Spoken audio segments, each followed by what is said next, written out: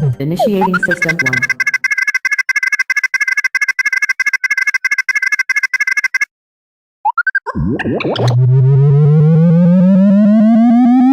System 1 loaded.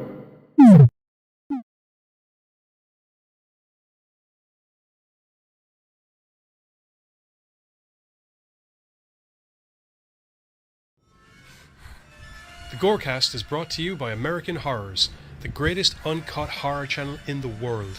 24 hours a day, 7 days a week, all horror.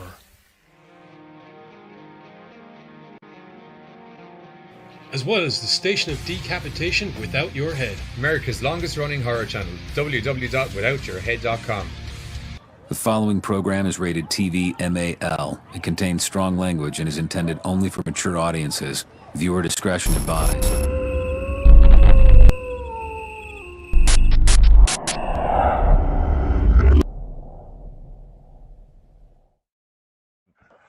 What's up, GoreCasters? Welcome back here to the GoreCast with me, Johnny Deadly, and the rest of my horror homies on the run up to Halloween, because we are less than a week away. No, we're just over a week away. There you go. Not overtly over, but enough over that technically it is over, just about a week away. When we're killing each other, as the saying goes. What? When we're killing each other on Sunday, then we'll be a week away. Yes. More moitas on Sunday, but we'll be in costumes. That's the only difference. Anyway, what's going on, everybody? Hey, Pammers, how are you? And Jane O'Doherty, who's in the chat. Lee Gates here. And Giz, who's in the chat. Hello. And Hi, Rochi. Oh, that's it. Okay. Hello, Yi. And Michael Carter, who's in the chat. Hello.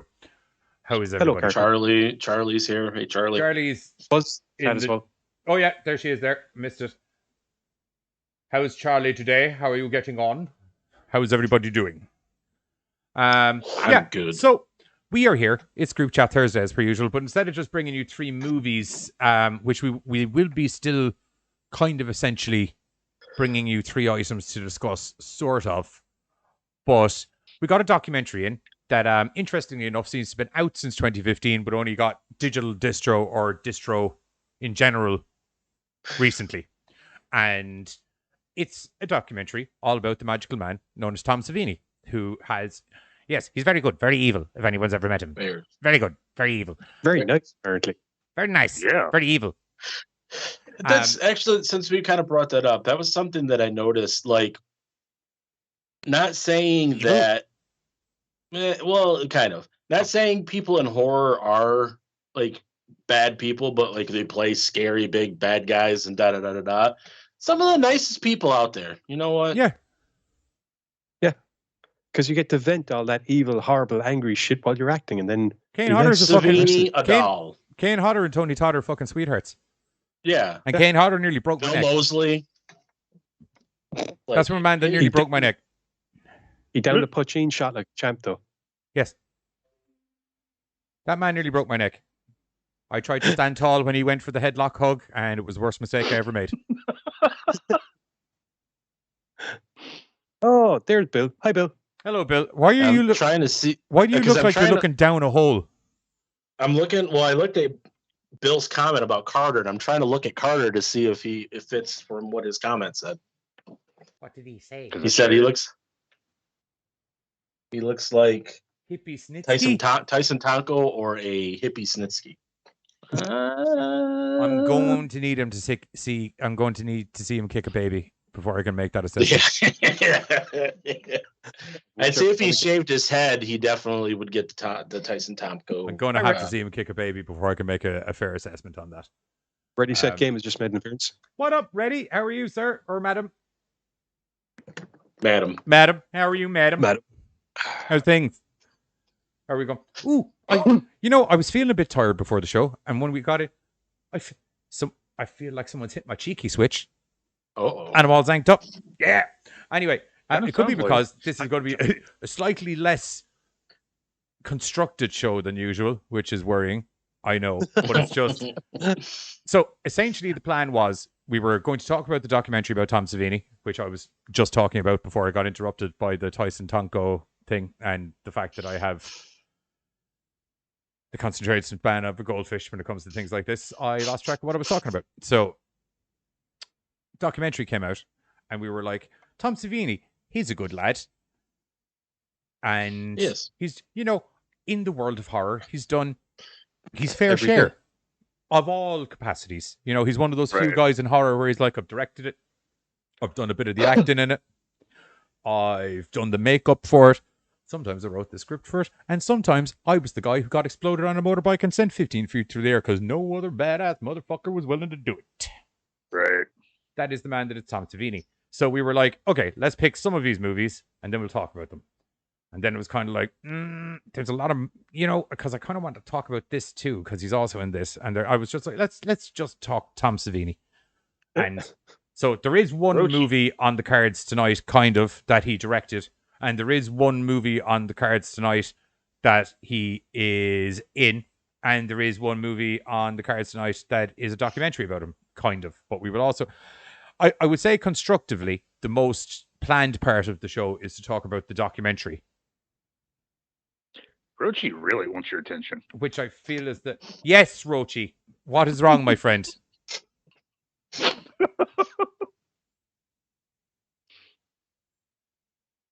Hey, Katie's in.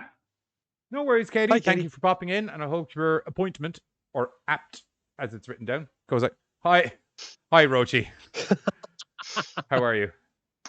Take care, Katie. This is Hope like you're feeling traditional now. It's getting, because even on the game streams now, it's like I can't do an intro normally on the game streams, and God, heaven forbid we do an intro on the show that's been going for a half a decade.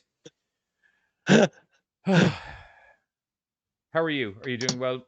Saw the trailer for Cowboy Bebop, kids. It looks Oh, good. there we go. I'm interested. All right. Hi, Bill. How are you? I did mention and say hi to both of you earlier, by the way, just to let you know. It's not like I also saw missed the you. trailer for Cowboy Bebop, and yes, I too am interested. Oh, I'll let you review that last comment from Bill. It takes a second for the things to get. See you, All I Katie. see is Johnny. Oh, Johnny. right. Okay, so that I comment think has obviously it's been flagged I by think Bill. it's Bill Butts. How's I can't believe you got away with the suppository one, to be honest. Oh, What's okay. I see suppository what you're one? talking about. yeah. Bill, if ever you see one of your messages not show up, it's because I keep track of the messages through OBS, but it doesn't let me unflag them in OBS. So just let me know that you typed something and it's missing, and I will take a look at it. Oh no, it wasn't that. I could have done it as well. It's just I felt that was one for you to review since he's asking about your nips. They're fine. They're perky.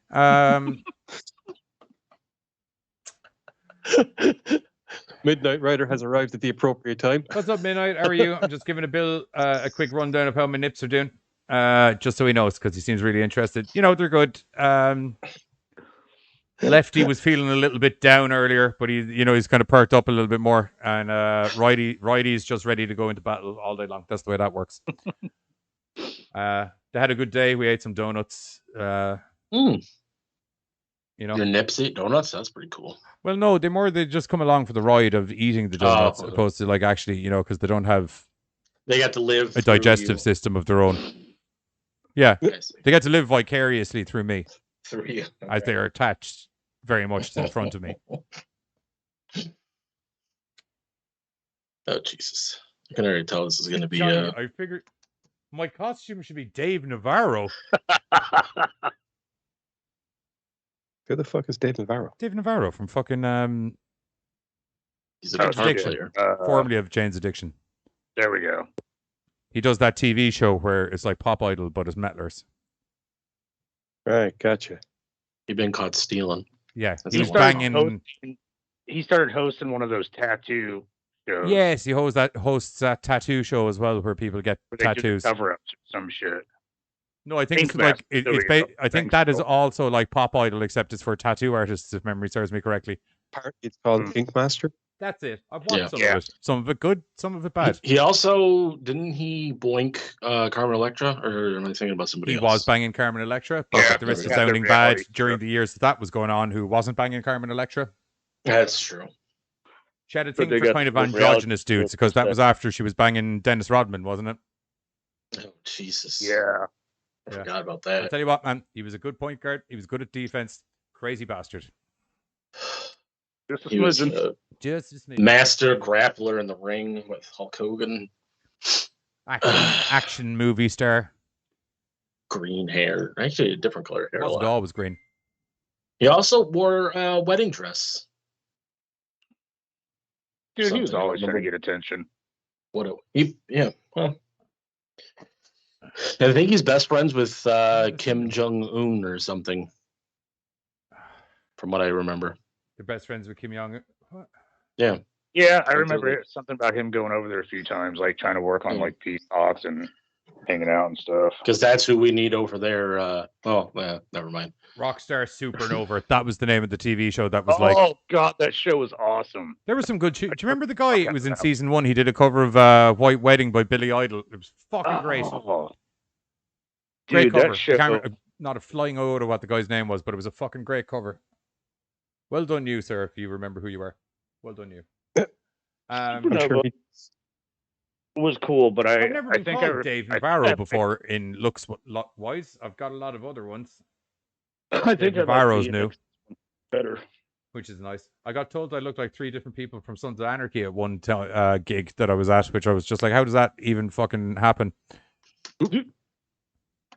People, when I had the Sons of Anarchy look fully going, I really realized how superficial people are when they came to you. Because like, there was like 2 chicks came up to me at this Debs I was doing, and they're like, "You look like your man Opie from Sons of Anarchy." And then later on, some lads were, "You look like your man Jax from Sons of Anarchy." And I can't remember who the other guy was, and I was just like, all you were seeing is beards, hair, and a leather Long jacket. hair, That is yeah. all it is. And it's just like, what guy from Sons of Anarchy can I remember the name of?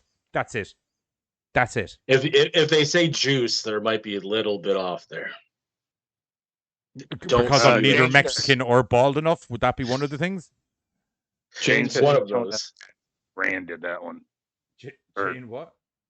Toby Rand did the cover of White Wedding. Tony Rand, that's it. It's fucking great. Toby. Steven Seagal is best mates with Vladimir Putin. Of course he is. And you were right, Pab. Goddamn juice. Fucking juice. You dirty rat. He is a son He's of a a bitch. snicky son of a bitch. They should call him fucking snail instead of juice. Yeah, sure. Snail. Oh, the cuts run deep from Sons of Anarchy.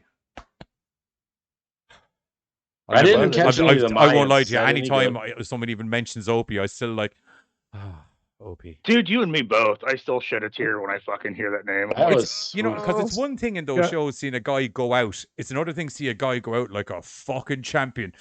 right? Guys, it's Shakespeare. What did you expect? oh Jesus. Oh, fuck off. Ugh. What do you mean, fuck off? It's Hamlet. I know it's I get Hamlet. it, I don't but care. people can fuck I felt Hamlet. bad about Mark They did a Lush. really no, good that's job the on wrong that fucking one. play.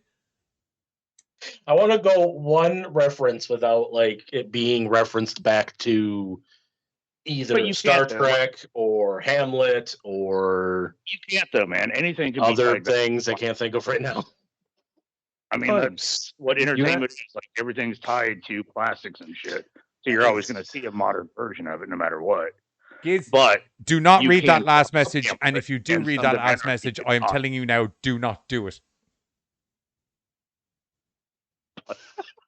Do not Tig, do it. seriously? I'm Tig. I mean, I'll take it, but No, I'm pretty Do sure not I'm do it. Tig. Okay, The amount of I'll times I do said- it because it's the amount quicker of than you times I fucking said- doing it. Mm. Loads of people No, fucking I'm die, actually- which is not- very much part of the whole Shakespearean thing. Jax wants to bang his mum, which What? is very Hamlet as well. And of No. course, what? It actually is verbatim Hamlet, and I wasn't going to I explain know it. it's verbatim Hamlet. Oh, you don't I need to was- tell me it's verbatim Hamlet. was- I just wanted to mourn over Opie and move on with my fucking day. I didn't need to talk about dead ass fucking Shakespeare as well.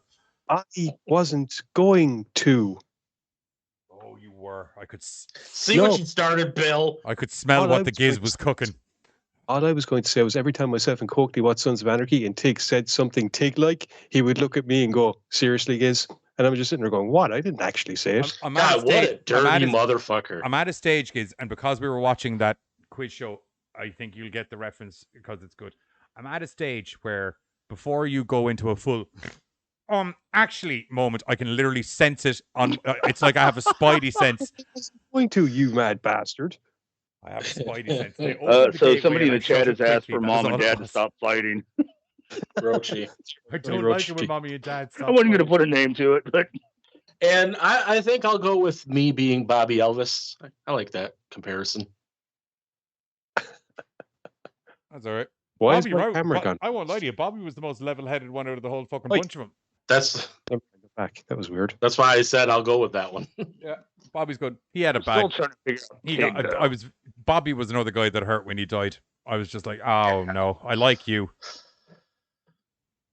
And Tig, you know what? The majority of them, to be honest, except for fucking Juice, because he deserved it. Juice, Dirty yeah. cheese-eating rat monkey yeah. bastard. Sorry. And Tig, he went places.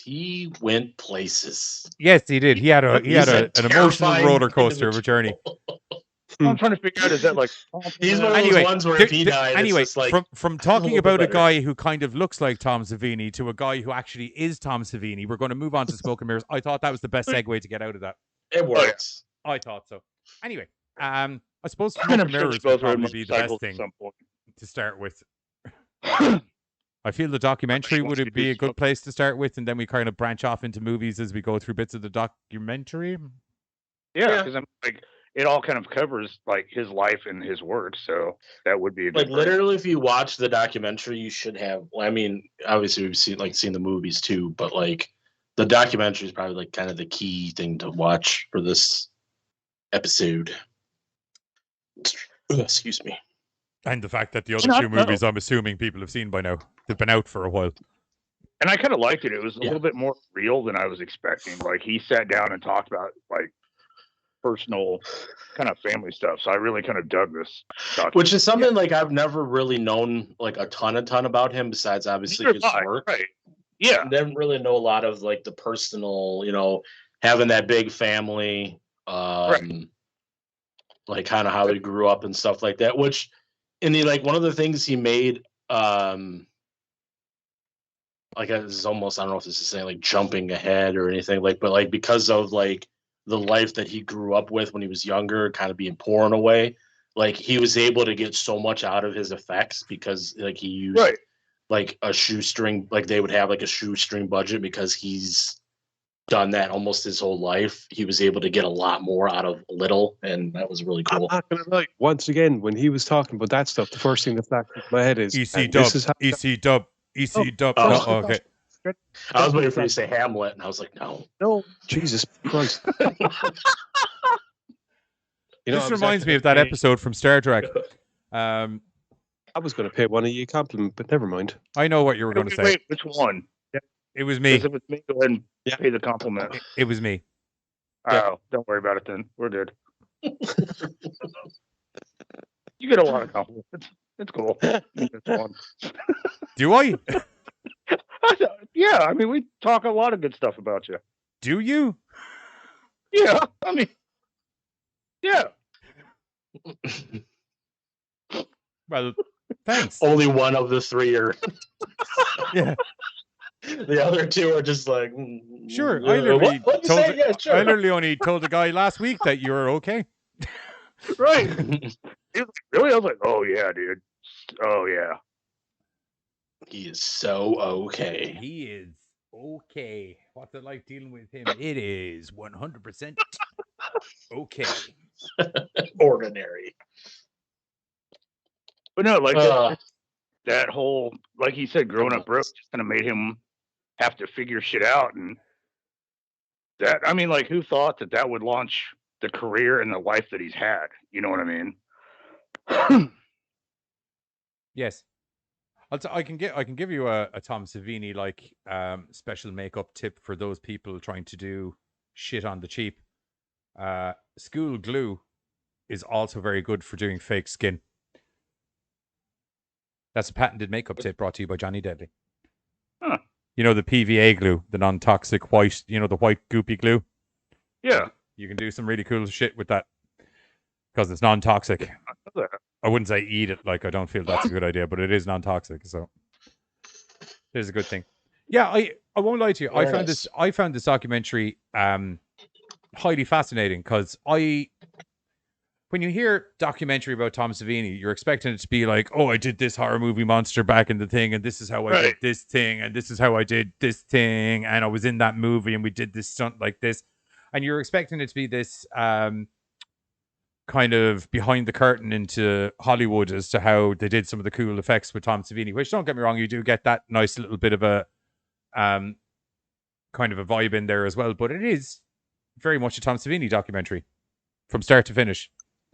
Right. I mean, like I said, or like Buzz said, I've never really known anything personal. It's just always been his work.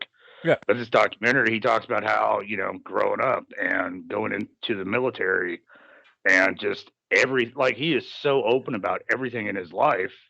Kids, divorces, it was so personal.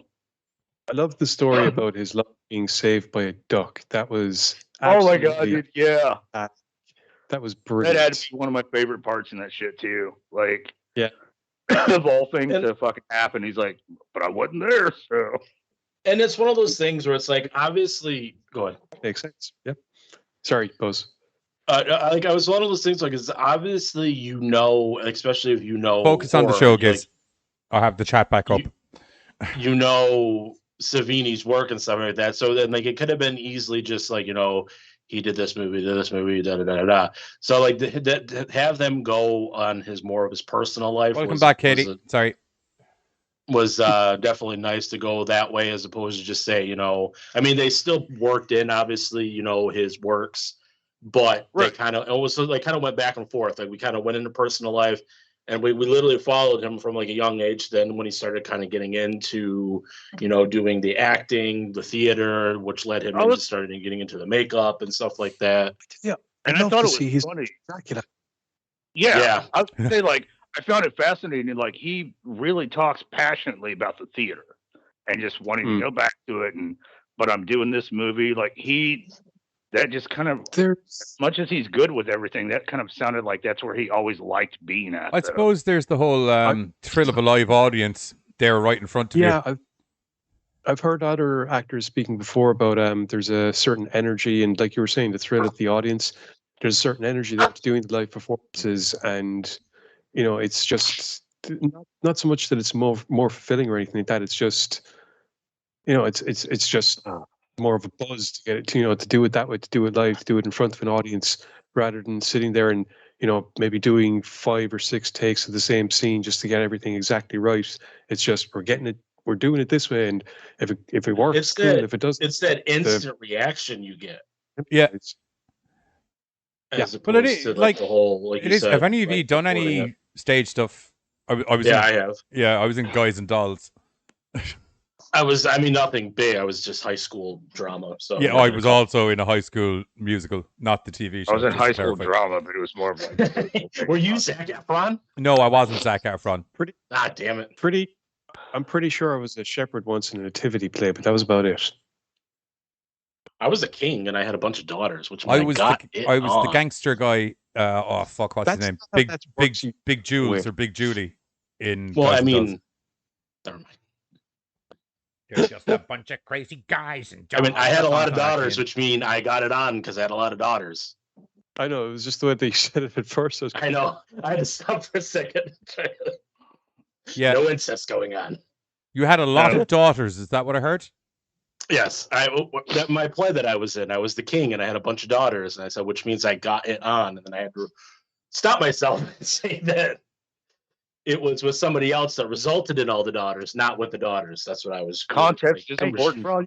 Exactly. Your Dr. Pepper won't save you now, my friend. It's Cherry Coke. Your Cherry Coke won't save. The poor man's Dr. Pepper, or the more expensive man's not Dr. Pepper. No, the most I ever did was kind of like I've helped backstage with stuff, but usually I'm just kind of like the. Oh, you know what else I did? Me and we did a project where we had to pick we had to pick a comedian and do like a scene from something they did. You guys are In Living Color fans, right? Yeah. The show, not the band. Yeah. But I mean, they're pretty good too. But we did the whole. They're fucking good, bro. They had one good song. Let's just. Are you talking about Living Color? I mean, it is a great song, but Look They had at one my song, just with eyes, talent. what do you see? All of the other songs. I mean, But their one good song can give you about an album's worth of good songs, I guess, because it's that good of a song. So the TV show, because Okay, yeah, back to the TV show. So, you guys remember the Homeboy Shopping Network from in Living Color? We didn't really have Living Color over here. Oh, you didn't have it? Oh, God. good fucking shit. It was with Damon Wayans and Keenan Ivory Wayans, I think, and they were like... This the edited version of it over here. Yeah, they were like gangsters that just would like gank a bunch of shit and then just run their own like home shopping network trying to sell it. Oh no, wait, that sounds kind of familiar. Shit like See, this is what we got a very down edited version. We did get the sketches, but a lot of the times the gag didn't work because whatever crass humor the gag is meant to work on has been edited because it's a fucking British broadcasting station and it's going out through. Oh, okay. Yeah, so we actually came up with the skit. Oh, so much fun. That we came up with the actual skit of Living Color did. We made our own. Was version of you were in the Gangsters Home Shopping Network. Yeah, yes. There you go. Try not to say I came up with it because I was probably one of the Wayans brothers. Yeah, because I did my report on Keenan Ivory Wayans. So right. So he was in the segment. So you know where my next question is going. No, I'm not black. Okay. And you weren't for we noticed the play either. I wasn't before. I know you're not black. You don't need to tell me. You're nearly as white as myself and Giz, and you're in America. Well, I mean, you have to stay inside a lot to get that shade over here. So. Yeah. Like I'm in Ireland, and I physically avoid the sun like the plague to keep. Anytime, especially in the summertime, if I walk outside, I literally die. So not literally, but close to it. I die. Giz has seen it nearly happen. So I try to stay inside as much. I got a good farmer tan on my arms, but you can't really see handle the sun. Pam opened blinds one day while I was typing, and you would have thought I got maced in the face. Jesus! It was just sudden Jesus. So Rochi said that In Living Color was essentially Saturday Night Live with black community. Main set was basically the same as it too. But I don't know what main set is. I think main set might have been another comedy sketch show. Oh, okay. I see what. Brochi wants me to explain Hamlet in ASMR. Tristan? No. Tristan, I'm going to tell you something right now. Cake can go fuck itself. The main set. That has been a public service announcement from Johnny Deadly. I'm more of a pie guy. To be honest with you. Yeah, pie. Yeah. Although I'm pretty sure you can do lactose-free cake. I'm nearly 100% sure lactose-free cake is a thing. I don't eat cake because it's just too luscious and sugary. It's because you like to have a nice, easy, countable diet. So I keep it to 5 things, and that is what I buy. Bar Halloween, where they bring back Banshee buns, and I up my menu to 6. I had what did I fucking Rochi said the main stage set was something that aired at like 3 a.m. there. It's 3 a.m. and I must be lonely. Then, Rochi, I would suggest, and I'm just throwing this idea out there, and it's going to sound crazy, because I'm an outside of the box kind of guy, contrary to the fact that my camera is very much box shaped. But I would say go get some cake. Anyway, what Rochi is saying is that the set for the main stage of In Living Color was the same as the set for the main stage of Saturday Night Live, and that over here In Living Color aired at 3 a.m.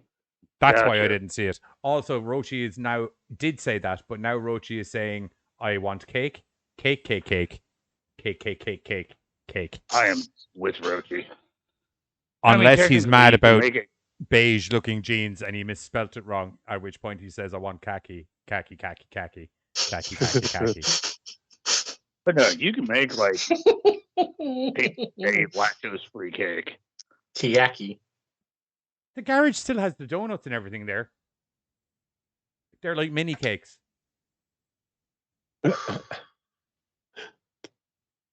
I had a I had a sunrise burger for dinner tonight. It was amazing. I don't even know what that is. Well, I know. Sorry, Yeah, just to neither do clarify, I. I know what a burger is.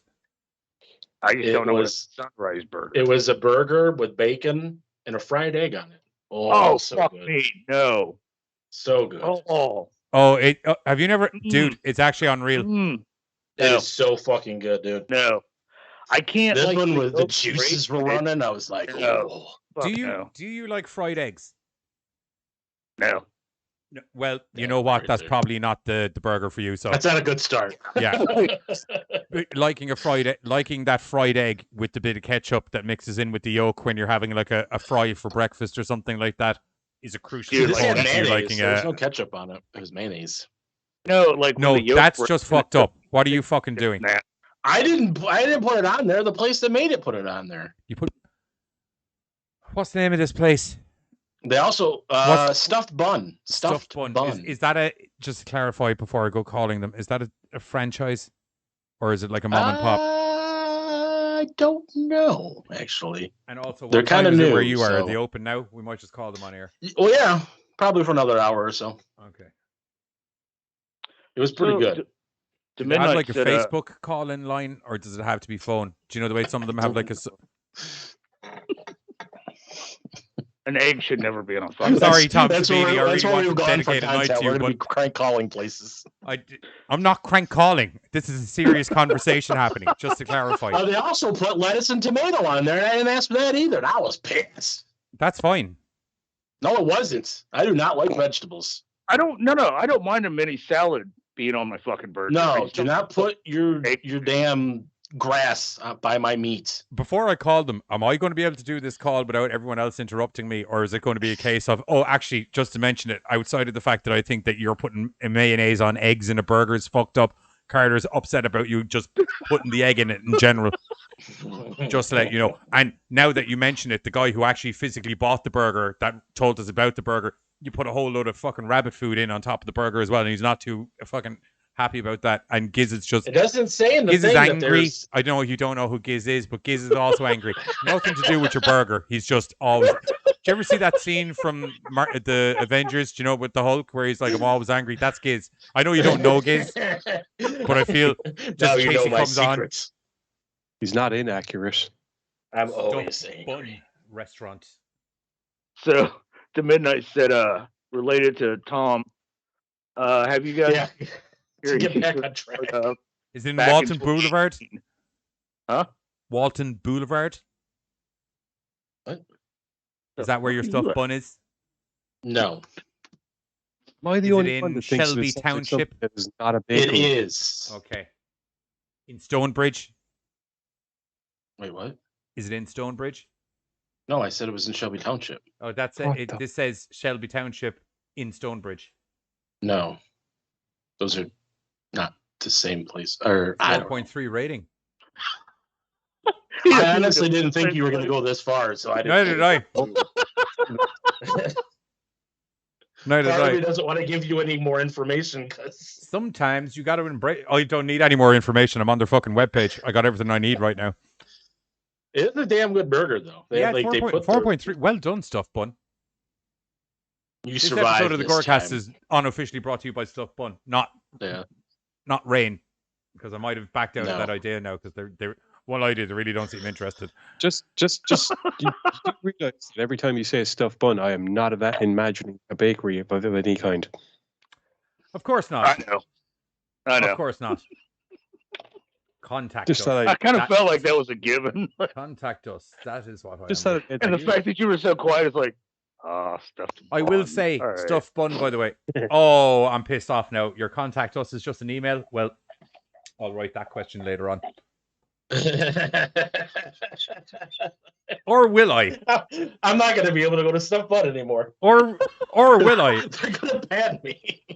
Or Are you will I? buzzed? Because I'm like, What I you won't lie to do. you. Like, I Stop won't lie to buzzing. you. I have a window capture window set up right here that I probably. Oh, look, there it is. So it's like I could just fill this out. let me know when we get back on topic. Yeah. You can talk about Tom Savini while I write a disgruntled letter. So apparently, Tom Savini and George Tom Savini loves stuffed buns. George Romero had a web series, filmmaking program, special effects program, back in 2018, which I never knew that. So thank you to Midnight. Wait. What was the name of it? Midnight. Flickers. What? Yeah, Flickers. What? Flickers. Flickers. Flicker. Is that what I heard? Flickers. Flicker. Flicker. Okay. I thought Like it a was fake- Flickers like world. I don't know. It's so far, and we had a load of Bill writing #CondomDeadly for ages. It's Right. weird that he had that. If he'd had that in 2018 when he died in 2017. Well, a lot of shit can be recorded and put out later, bro. Yeah, it's the Well, magic no. of camera. Just Flicker. I mean, Wait, maybe I misunderstood what you said then. Who? Oh, I thought you said that he was running some kind of school or something. I'm like, how can you run a school from the dead? no. It was a web series. Wait. Oh, what the hell? I don't know. I must have. I'm sorry. I was thinking about Stuff Bun. I apologize. George Romero and Tom Yes, Savini I got the did two a people. TV Yes. series called Flicker that was all about special effects and the ins and outs of how they work. Tom Savini has a school teaching how makeup works, and Yes, I George know that. Romero is doing better things right now. Yes, I understand. But apparently, the Midnight also believes a mini salad should not be on a burger. So there you go. I Yeah. agree. I'm not opposed to the mini salad, but I am in it. I'm in it for the meat. So Right, but I figure I live a pretty harsh fucking. I drink too much coffee and alcohol. So if I throw a little mini salad on there, Could take that the wrong way. do you ever wonder? And I'm very just throwing this out there. Do you ever wonder when we do shows? Like, if we actually just did an entire show that was sidetracks, like, as in we went in, the plan was to just riff all day long and do the sidetrack. Do you think people would be screaming at us to get back on topic? I don't know. No, but because there right would be no topic. there's a lot of Right. people out there that try to sidetrack just to see how far they can fucking get us to go off topic. Did you see Bill's fucking Paradise Burger thingy? It's no wonder Bill. It's no fucking wonder you're fucking ill eating shit like that. What's a paradise burger? An invention of that mad bastard Wile E. Coyote Bill. Oh, Are you talking about who's That chicken burger? explains nothing. Everything fried and bad for you. Are you Oh, talking okay, about then. the chicken Then I burger, or love am I it. missing a different Burger? recipe? Half-pounder beef burger with lettuce, fried onion rings, bacon, fried pineapple rings, barbecue sauce, and a toasted brioche bun. Okay, yeah. Right. That sounds amazing, but when you're taking my order, Bill, if you wouldn't mind, and this is crucial, taking that fried pineapple and just fucking that in the bin and changing that barbecue sauce. Changing that barbecue sauce for some old-fashioned ketchup, that'd also be awesome. You can keep that Really? brioche bun. No barbecue I'm down sauce? with the brioche bun. Lettuce, I'm okay with a little bit of lettuce, and I'm okay with the onion ring and the bacon and the fry and the everything. Yeah, just basically just Hey, fuck the so- pineapple in the bin. So, important question: are you against all barbecue or just barbecue sauce on a burger? Also- Barbecue sauce on a burger. So Okay. I feel this is unfortunately going to validate Johnny's notion of the rambling show. Kate said sidetracks are partially the reason that she doesn't sleep anymore when she should be. Because she just wants to see where the rabbit hole ends, man. And also to the Midnight said that it's actually his daughter was involved, not George himself. Of that Yeah, web uh, series. It was his special effects company or something. Okay, see, I've never had lamb, so I don't know what that tastes like. Sorry, you've never had lamb? Sorry, Sure. I have never had lamb. Like Neither have ever? I. I've had deer, and I've had frog. I've had a lot of weird shit. I've just never had lamb. I've had sausages. I've done frog. How did you find frog? Oh, dude, like a lot of the Asian buffet places around here do that. No, Do, I mean, fried like, as an buffet. edible. How I've also eaten a frog. Yeah. How have you found frog? Oh, I like it. I liked frog. I've liked crocodile or alligator. It's like chewier, juicier chicken. It is. Yeah. It's those crocodile too, though. With Yes. a little bit of a tougher texture. I didn't do crocodile. I've had snake as well. I've not had snake. Snake was also like not as up high on the juicy scale, but it was also just like really chewy chicken, Okay. Mm. but You know, flavorful. I'd had Rocky Mountain oysters because I knew what that shit was, and I was like, "Oh, hey, what's that?"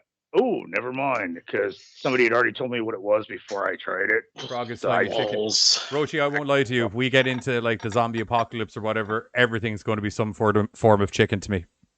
Yep. I'm just warning everybody now in advance. Everything will be some form of chicken to me. Not instantaneously, but when it gets down to it. Except of course, long pig.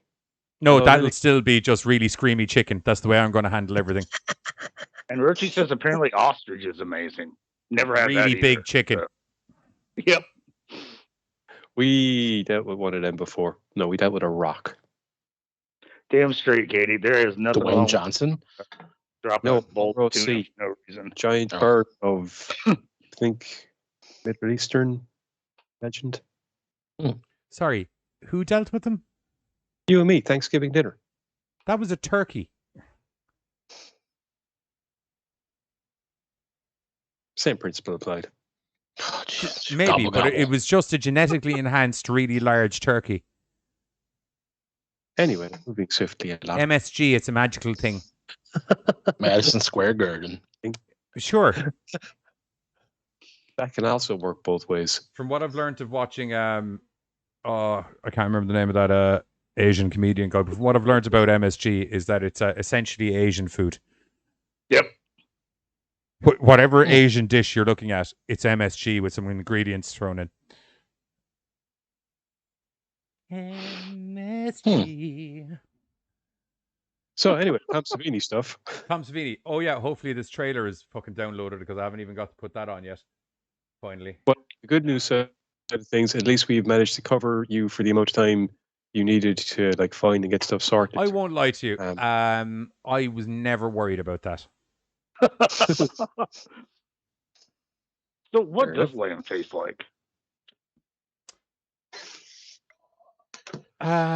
Is it like chewier?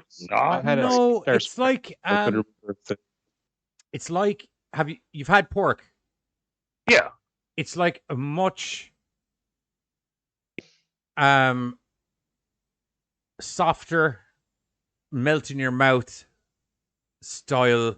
No, it's not even like pork. Lamb's lamb is the only way I can describe it. Charlotte Exactly says what it's a Roach- fatty meat. It's fatty meat. Yeah. Lamb tastes like lamb. Yeah, so did Roshi. Roshi just said the exact same thing. You know the way lots of stuff tastes like this or tastes like that? Lamb's been getting munched on by people that people are able to go, that's lamb.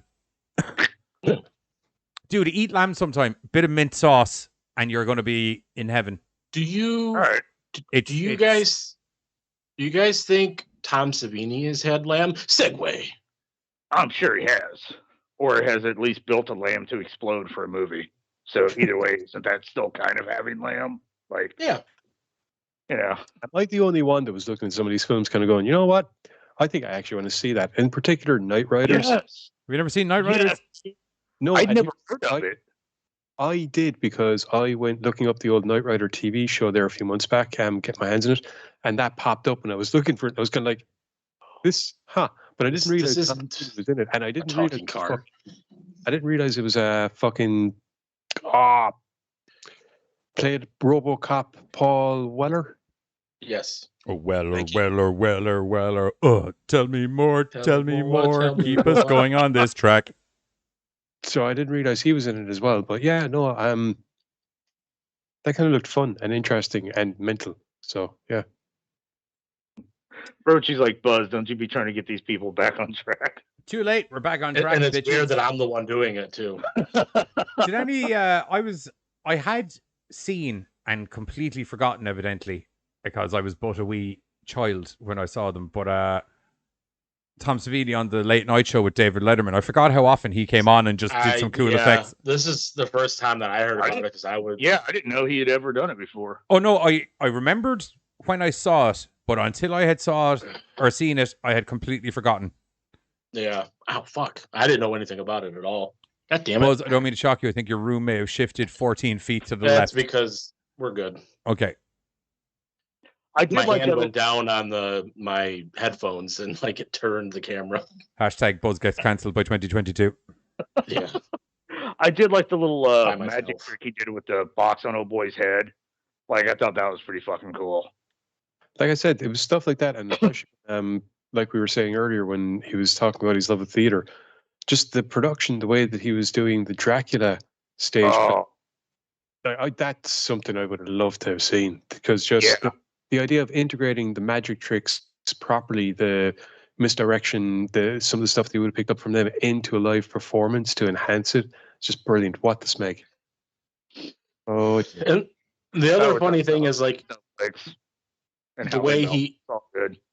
the way he kind of talked was like he said he's not like a really big like gore hound. He just like Okay, I thought that was funny too. He was like, it's not like from all the work that he's done, you expect somebody to kind of be dark and blah blah blah, and he's really not. He's like, I mean, like I do cool shit, but like, he likes magic, like he was saying. Yeah. That's what he feels the effects are, is a magic and illusion of. That's like, how he ends up someone being getting so their- gory, because while you're looking at all the good, while it is like a magic trick, like while you're looking at Yeah. all the blood gushing out of the cut in the neck, you're not looking at the guy holding the fucking fake head on, or this Yeah. kind of thing from behind. Which is also think- sticking with the magic theme is a great name for the movie or for the documentary Smoke and Mirrors. Oh, yeah. I think one of my another one of my favorite spots is they were talking about how quick on the spot he is. What was that? Day of the Dead with the whole screwdriver thing. They were trying to cover up a Dawn of the Dead. Oh, Dawn of the Dead. Yeah. Sorry. Dawn of the Dead. They were trying to cover up a continuity issue, and they're like, "What are we gonna do?" And he's like, "Hold my beer," and just resolves it like that quickly. Because you know? like they said that like they needed to have some zombie show up, but then they also needed him to get killed, and they're like, "What can you do real quick just to kill it off?" And he's like, right. "Oh, a little paper straw, like straw, looks Shove like it in a his neck. Zombie go down. screwdriver." Shove it in the air. Sorry, not in his neck. And the funny thing is, like in like probably his biggest decade would probably like be like the 80s, what you would think, because it was like kind of mid to late 70s when he was kind of starting to get going. But the funny thing is, like, that's when a lot of gore, especially towards the later 80s, was getting shut down from movies because the MPAA was so Right.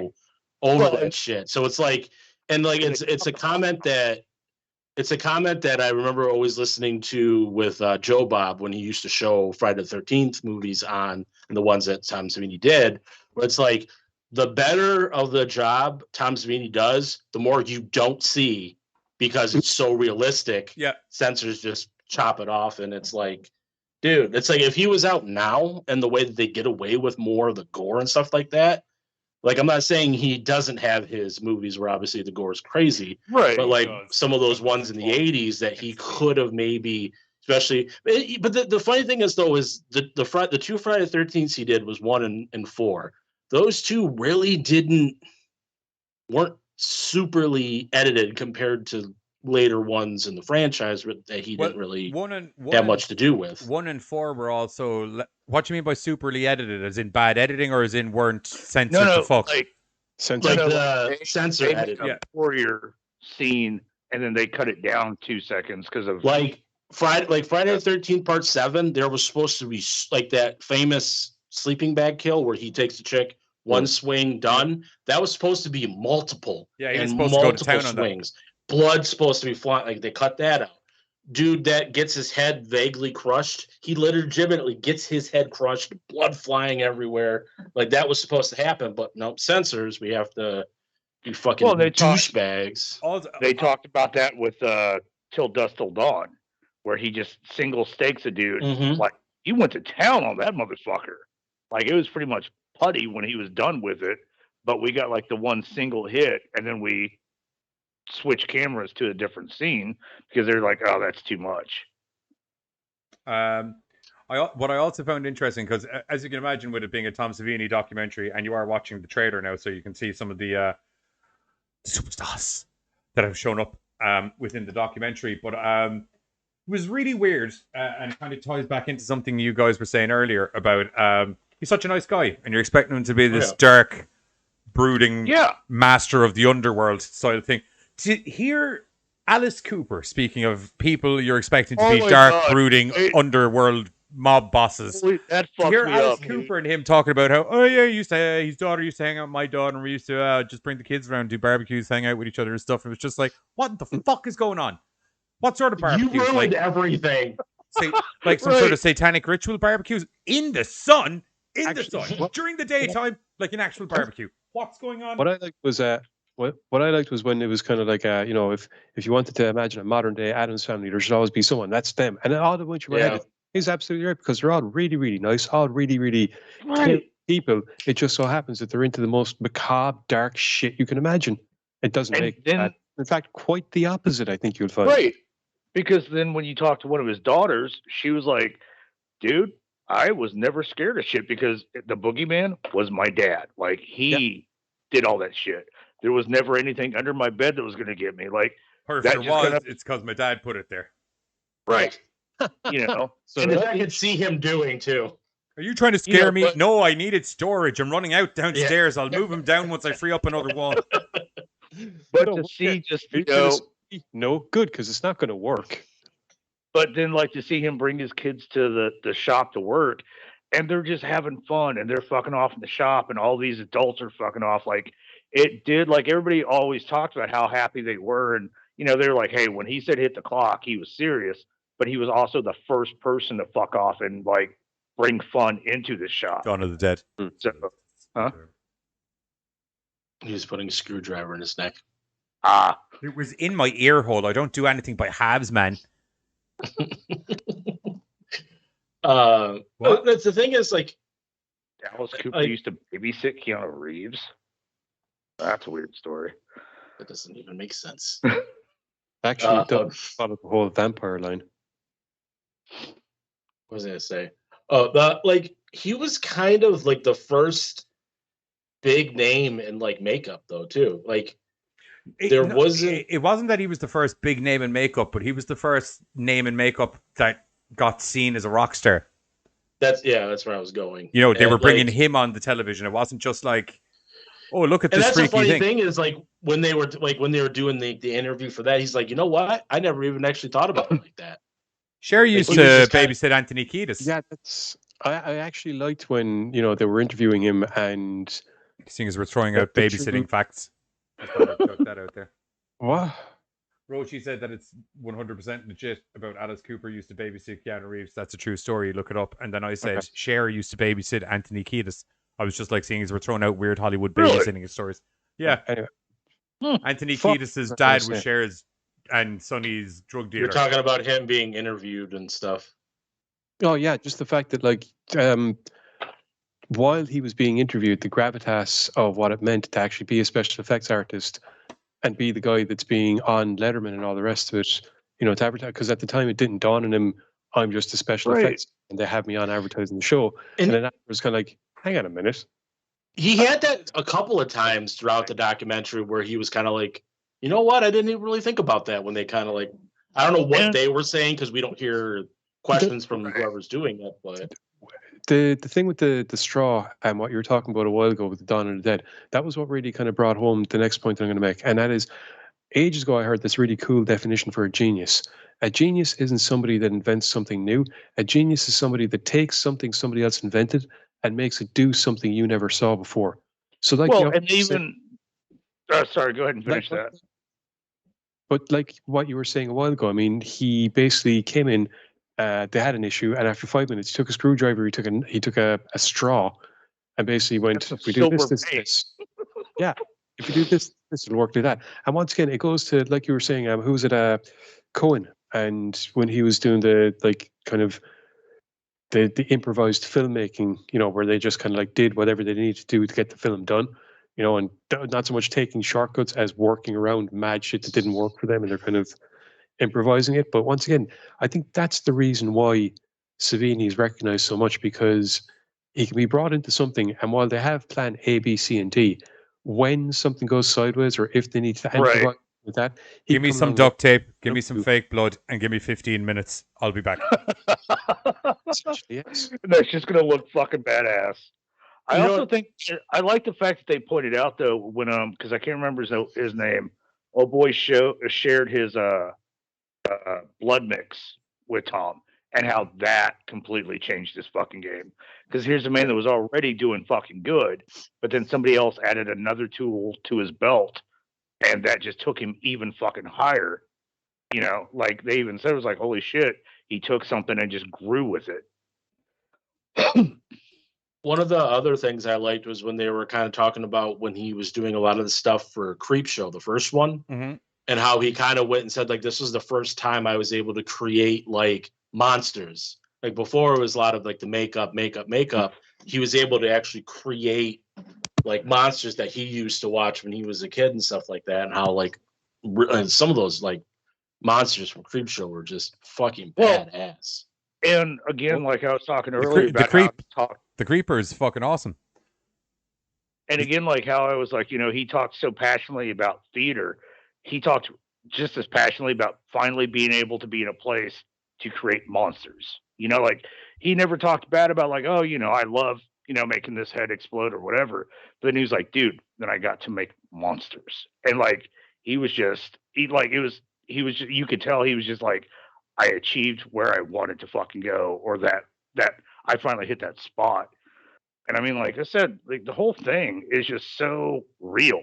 Like he doesn't seem to hold back. He doesn't really seem to kind of like half truth anything. If he's going to talk about it, it just seems like he puts it on the table and it fucking is what it is. Like I didn't realize he had hand issues, and that's why he's not really working Active anymore. Yeah, I would imagine you would get them though, like kind of working on small, fine detail stuff like that so meticulously the whole time. Oh yeah, I mean, like you see it all in almost every job field. Like carpenters, their knees tend to go out or their shoulders, so it makes sense that he's eventually getting issues, right? You know, and so it makes sense that they eventually hit those injuries.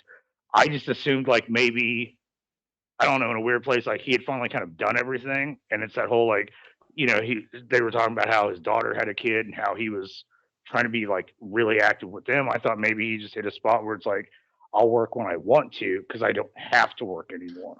And that's another cool thing that we saw was like the sacrifices he made once he got like full custody of his daughter. That like he just stopped taking certain jobs that wouldn't allow him to be away. So like who knows what other things, like I'm not knocking him obviously. Like, who knows what other things he could have done if if like that situation was different. There could have been a shit ton of gems just floating out there had he been able to go to Atlanta or. And that just right there also just shows about like how awesome of a person he really is like, you know, some other people in that position might say, well, you know what, I'll stick with somebody for however long, weeks or how long it takes me to do it, and I'll be back. You know, he actually is like, no, I like legitimately am going to stay here, do everything local, whatever and stuff, so she can stay in school and all that shit. And the way he talked about his dad was really fucking cool. Yeah, like him being able to give his dad his first paycheck off of effects, and his dad like, what the fuck? You can, holy shit. And just his dad kind of like now delving into it. I thought all the videos he had of the dad as well were fucking like really cool. Yeah. He said he would just sit there, just film his dad just doing stuff. Like he wasn't doing anything special, just, you know, making dinner or out in the yard, you know, doing some gardening, just filming his dad. So, and that's the one thing he said, like that. Welcome to the chat. How are you? He said he sat there after his dad died for, I think it's like a few hours after. And like, he's like that person there after a while, after, you know, started turning like going gray, going yellow, this and that, like that person's not my dad anymore. This is. And then they show a lot of the video stuff like that. So it was really definitely cool that like you said, you went into his real life, I think almost more than I think you did into the movie side of things. I mean, they, like I said, they did a blend of both. It's one of the reasons one of those guys you don't know, so they tried to go maybe into that side a little bit more. It was actually one of the reasons I enjoyed the movie so much. It was like a real interesting look into the actual man that is Tom Savini, opposed to the myth of Tom Savini, I suppose. Like the closest you could get to just sitting down with him yourself and just bullshitting. You know, it was just very open. Yeah, like he took you to like the theaters that he went to when he was a young kid, and just you like you said, you got to know him. Excuse me, hiccups. A lot better than like you would if you just like, you know, I just watch his movies and that's it. you have the windy Yeah. pops, bud? What's that? Do you have the windy pops? Yeah, I'm good. Do you need somebody to come in and So burp and you? then so Nope. transfer into like his directing and stuff like that. When like what a hell of a task to be your first feature directed film is the remake of Night of the Living Dead. Yeah. Right. Big Like, shoes. and he said he was originally supposedly supposed to do the effects. I think he said in the original, but because he was in the army, he wasn't Yep. able to. So to actually be able to do the remake, and then like I don't know if it's just maybe I forgot because I just maybe hadn't seen it, but it was like, man, that's like almost like a shot for shot remake of the original from my remember. And I think we lost Bose. Okay, Yeah. I thought that was me gone down for a minute. Nope, that's No, he's all like, ah. Oh, I'm so glad he froze there we like that. that was There we He's go. back. He's back. Oh, sorry. Yeah, your camera froze again. But it's not just him. I think his net has gone all wonky on him. There we go. You're back. You keep freezing up on us, dude. I don't know why. Like I have full bars, so I blame somebody else because not me. But no, like, and that was the thing. Like, he was super stoked because you could tell there was a little Say remorse. when Like, you. I was supposed to go do this, and then all of a sudden he's directing the remake. You know. But well, yeah, what I was trying to say before I went all Sub-Zero, I guess, and went frozen. He was Not himself. well, Sub-Zero is not the one who freezes, just to clarify. okay. It was a bad metaphor. Let me just move on. Okay. So I can keep going. I just thought I'd point that out. All right. Oh, thanks you. I'm glad. Sub-Zero, but like, you know, prostate check. What? I can't hear you. What you said. So Bill says Buzz looks like he was getting his prostate checked. Kind of like You froze exactly like this. yeah, I know. Yeah. I saw my But no. So what I was trying to say was, for some reason, I had thought the Night of the Living Dead remake was like a shot for shot thing. Like I don't know if I just hadn't seen it in a while or whatever. And then so I sat down and I watched it, and then I like watched them talking about it in the documentary. I'm like, actually, it's a lot different than the original, and like the way he went in and changed, the Barbara character a little bit, made her more of like he said, like a Ellen Ripley kind of, heroine as opposed to bumbling idiot. So yeah, I would have liked. Well, sorry, not bumbling idiot, but just been like, oh no, zombies. Yeah, what will I do? Your typical. He updated the story, which is what a good remake should do. Exactly.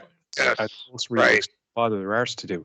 They don't, or at least if they do it, if they try to do it, then they don't get they're focused too much on updating, and they lose the whole point of the original story itself. Whereas with Savini's remake of Night of the Living Dead, you get the story that Romero wrote, but you get Savini's interpretation of the story and modernization of the story. Yeah, exactly. Right. Yeah, it's updated for a more contemporary time, and it's not a lot of changes, but it's enough that you're able to sit down and go nothing Tom Savini, George And Romero. a lot of his stuff just kind of hit home in so many different ways. You know what I mean? And it's like, it's a shame that he wasn't like, he gets, good, like people say good things about it now, but like, it's a shame that he didn't get it back when. Okay, I suppose retrospectively we would be considering what you and I said a few years ago as being now. We gave that a good review when we did the original versus remake, didn't we? We never did it. Myself and Johnny. Oh, You- I was gonna say. The Tom I Savini remember one? we did. Yeah, I remember. Didn't we do an original versus remake of Night of the Living Dead versus Tom Savini's? It was like they're both awesome. They're both great. I actually nearly prefer the Savini one. I do, because I'm not like a big black and white fan. I But I see mean, what like, you, they're sorry, both- just to interrupt for a sec, just to say something that Katie said, because I've literally been watching the trailer until it happened. I get what Yeah, you're saying I about did the Peter see Steele thing.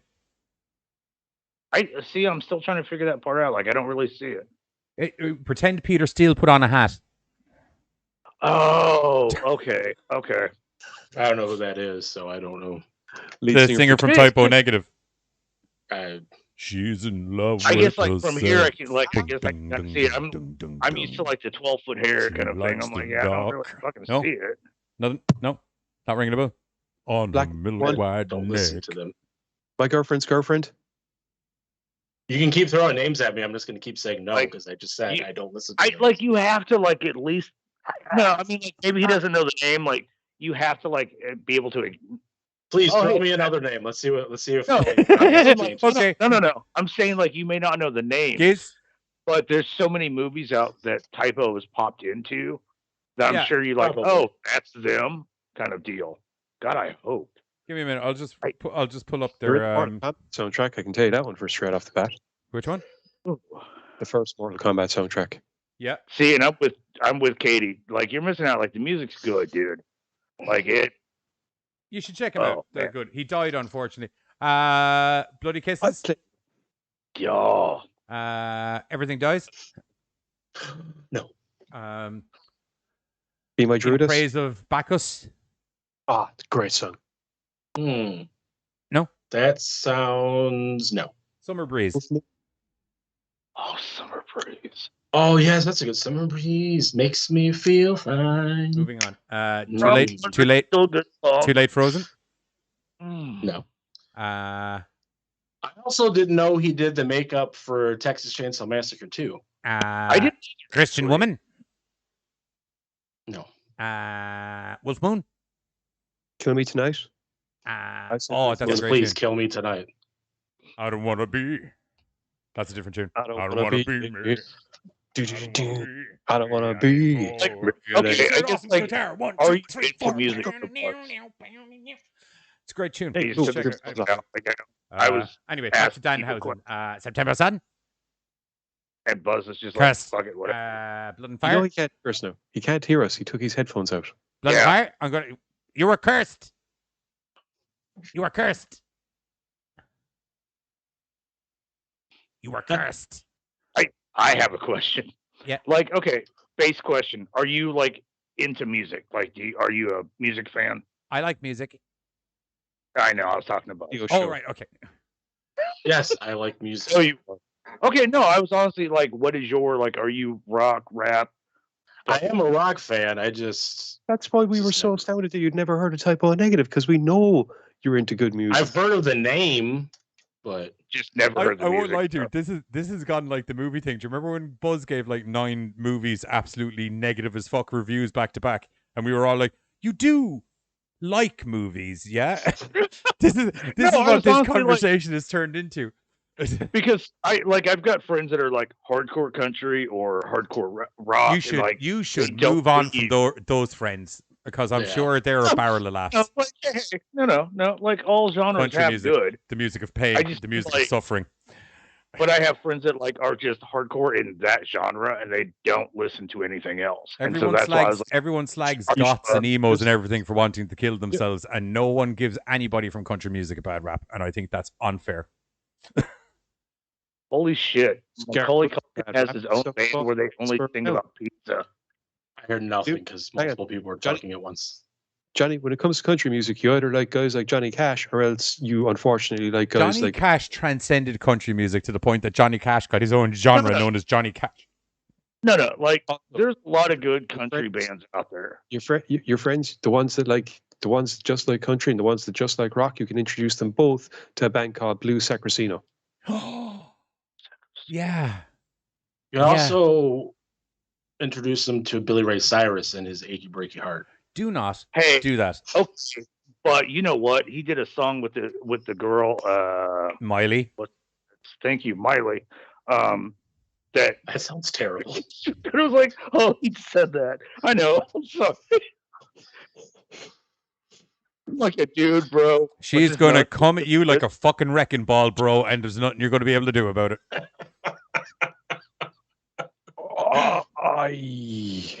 Okay, we're not going to move like that again. That's kind of my bag. I'm sorry. There's someone in a certain industry that like made a lot of videos because she was the head off of her, and one of those involved the wrecking ball. Hey, how about one time we don't do the porn parody? Just one. One movie where you're not like, this is like the Hamlet thing. So Giz has learned 2 lessons today on chat. It's either ham or porn. It's like a Or Giz. it's- It's like a Giz learning Fantastic. Xanax. It's what it's like. So we've learned today that Giz maybe God not forbid if everything- there's a porn just about because Hamlet. just because it draws a Because that- comparison to that Hamlet would doesn't be mean you need to awesome. tell us. Because I won't That lie would to you. be so If you look phenomenal. deep dark into it, a lot of movies of that style have their Hamlet. A lot of people have just ripped off Shakespeare and put some modernized salt and pepper on and moved on with the day. Number 1. Number 2, maybe, just maybe, not every time. I'm not saying you don't have to do it occasionally. I'm just saying maybe the odd show, we don't get the porn parody of something. Just one time.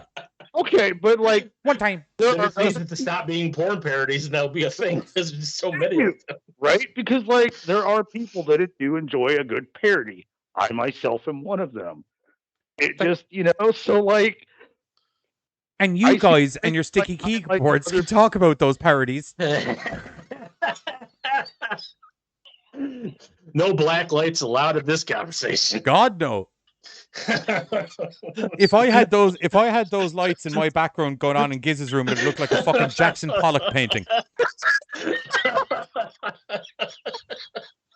You make me sound like completely mean on Saturday. It's like one of Spider-Man's web shooters literally exploded in his bedroom. like watching parodies is You just know, these, like You know damn well that my room is ridiculous. Well, it's not ridiculously clean, but it is ridiculously tidy. And no, Clean and stain-free are 2 different things, my friend. Because you can erase the stain, but you can't erase the memory. luckily a lot of good memories.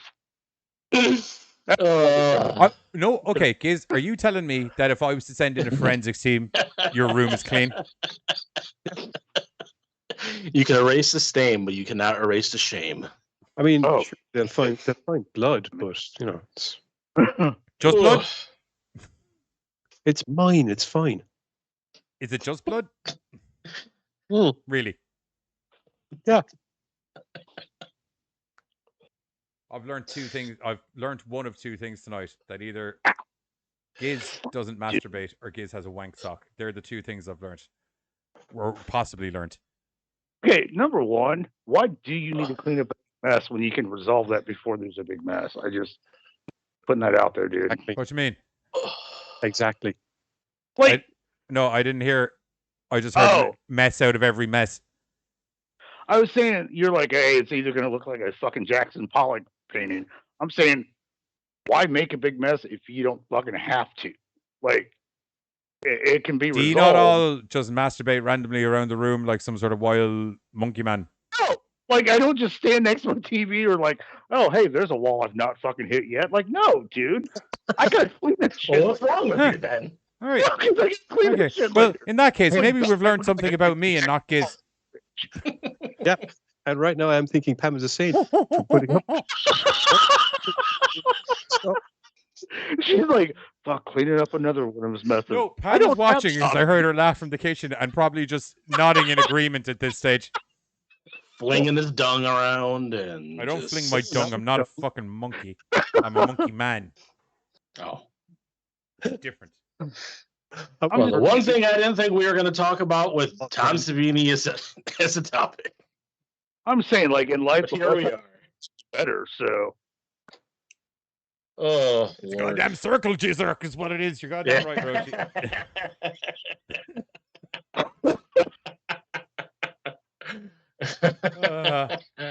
Uh, Oh, Jeebus. maybe I should have. Maybe I will. Give me a second. I'm going to go into our tags here for this episode, just so we don't get fucking put on YouTube. What do you feel? Sexual enlightenment or sexual education should be the extra tag down. Sex ed. Sex ed because it's snappy. Sex ed, yeah. Because we're learning. We're learning. We're learning. We're learning. she's gonna send her medical invoice to us. She doesn't clean the messes. I handle my own mess afterwards. I eat my banana. I go hang out in my corner for a while, and then I clean up after everything. You need the potassium afterwards. It keeps you. I don't even know where to go anymore. Katie's sending us an invoice. I assume that means she's laughing so hard her ribs hurt. Pretty much. Yeah. Send all your medical bills to The GoreCast at Stop. GoreCast@gmail.com. Don't do that. Ah. Night, baby cakes.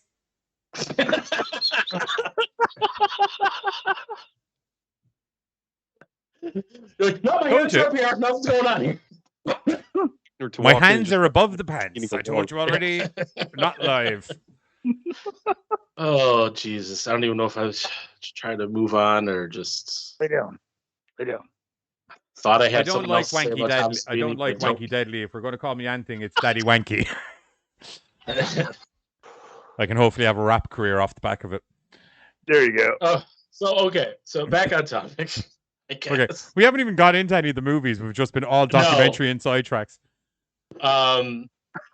We've been covering One of the cool things I thought was when they were talking about From Dusk Till Dawn, how they were saying like they were going to have him come in, and then they sent him the script and he read for a different character, which was Sex Machine, and he got the part because he did it better because it was written for somebody else, I believe.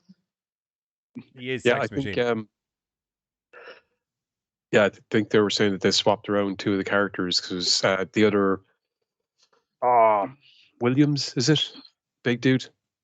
Yeah. Yeah, I think it was supposed to be. He was supposed to be Sex Machine, and Savini was supposed to be Williams. Bill. Yes. Bill. Oh, it's so wrong, Bill. But funny as fuck. Dude, why are you chewing on that? What the fuck? Go.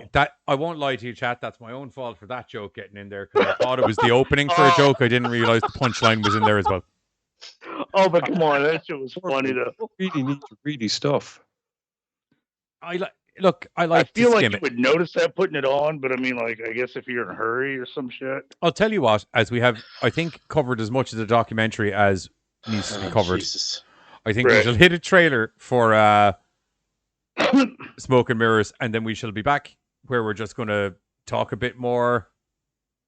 I was going to say Tom Something. Savini movies and TV shows and makeup, but I think it's probably safer to just say we'll be back where we're just going to talk a bit more, and some of it might possibly be Tom Savini related.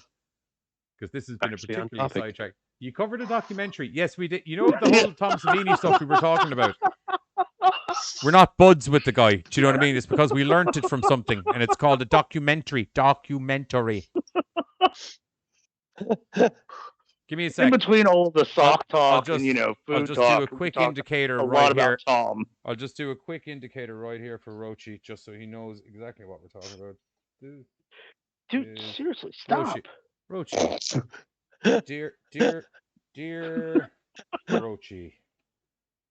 Okay, This seriously, is fucking the stop. Go. Hopefully, if there was any that attempts to ever interview Tom Savini in the future, he does you not watch this episode. appear I don't know. You He seems like the have kind of guy that would get a kick out of this missed- episode. missed us Maybe. talking They talk about me a lot of other weird shit. They seem like good guys. completely. Yours sincerely. This is how you do all social media Are you- posts, isn't it? Yours Are you writing sincerely. stuff bun again? Yours sincerely, the Gore Cast. The forecast. Gee, not it. Bringing your weather. Bringing you 3 your times weather a week. 3 days a week, almost some weeks. You can deal with Bill's stuff. I advise you to read them both. Okie dokie. Let me just finish putting this public service announcement for Mr. Rochi on the screen here. I just need to make it fit because that was actually a lot more writing than I thought I was going to do. We'll just pop this here for Rochi so he knows what's going on. And Bill, let's see what Bill did. Let's see. What's been Bill up to? Johnny covered his room in jizz, and that's the only thing we've learned they covered. Oh, I did not see that one. Was it like waiting to be approved? Yes. Okay.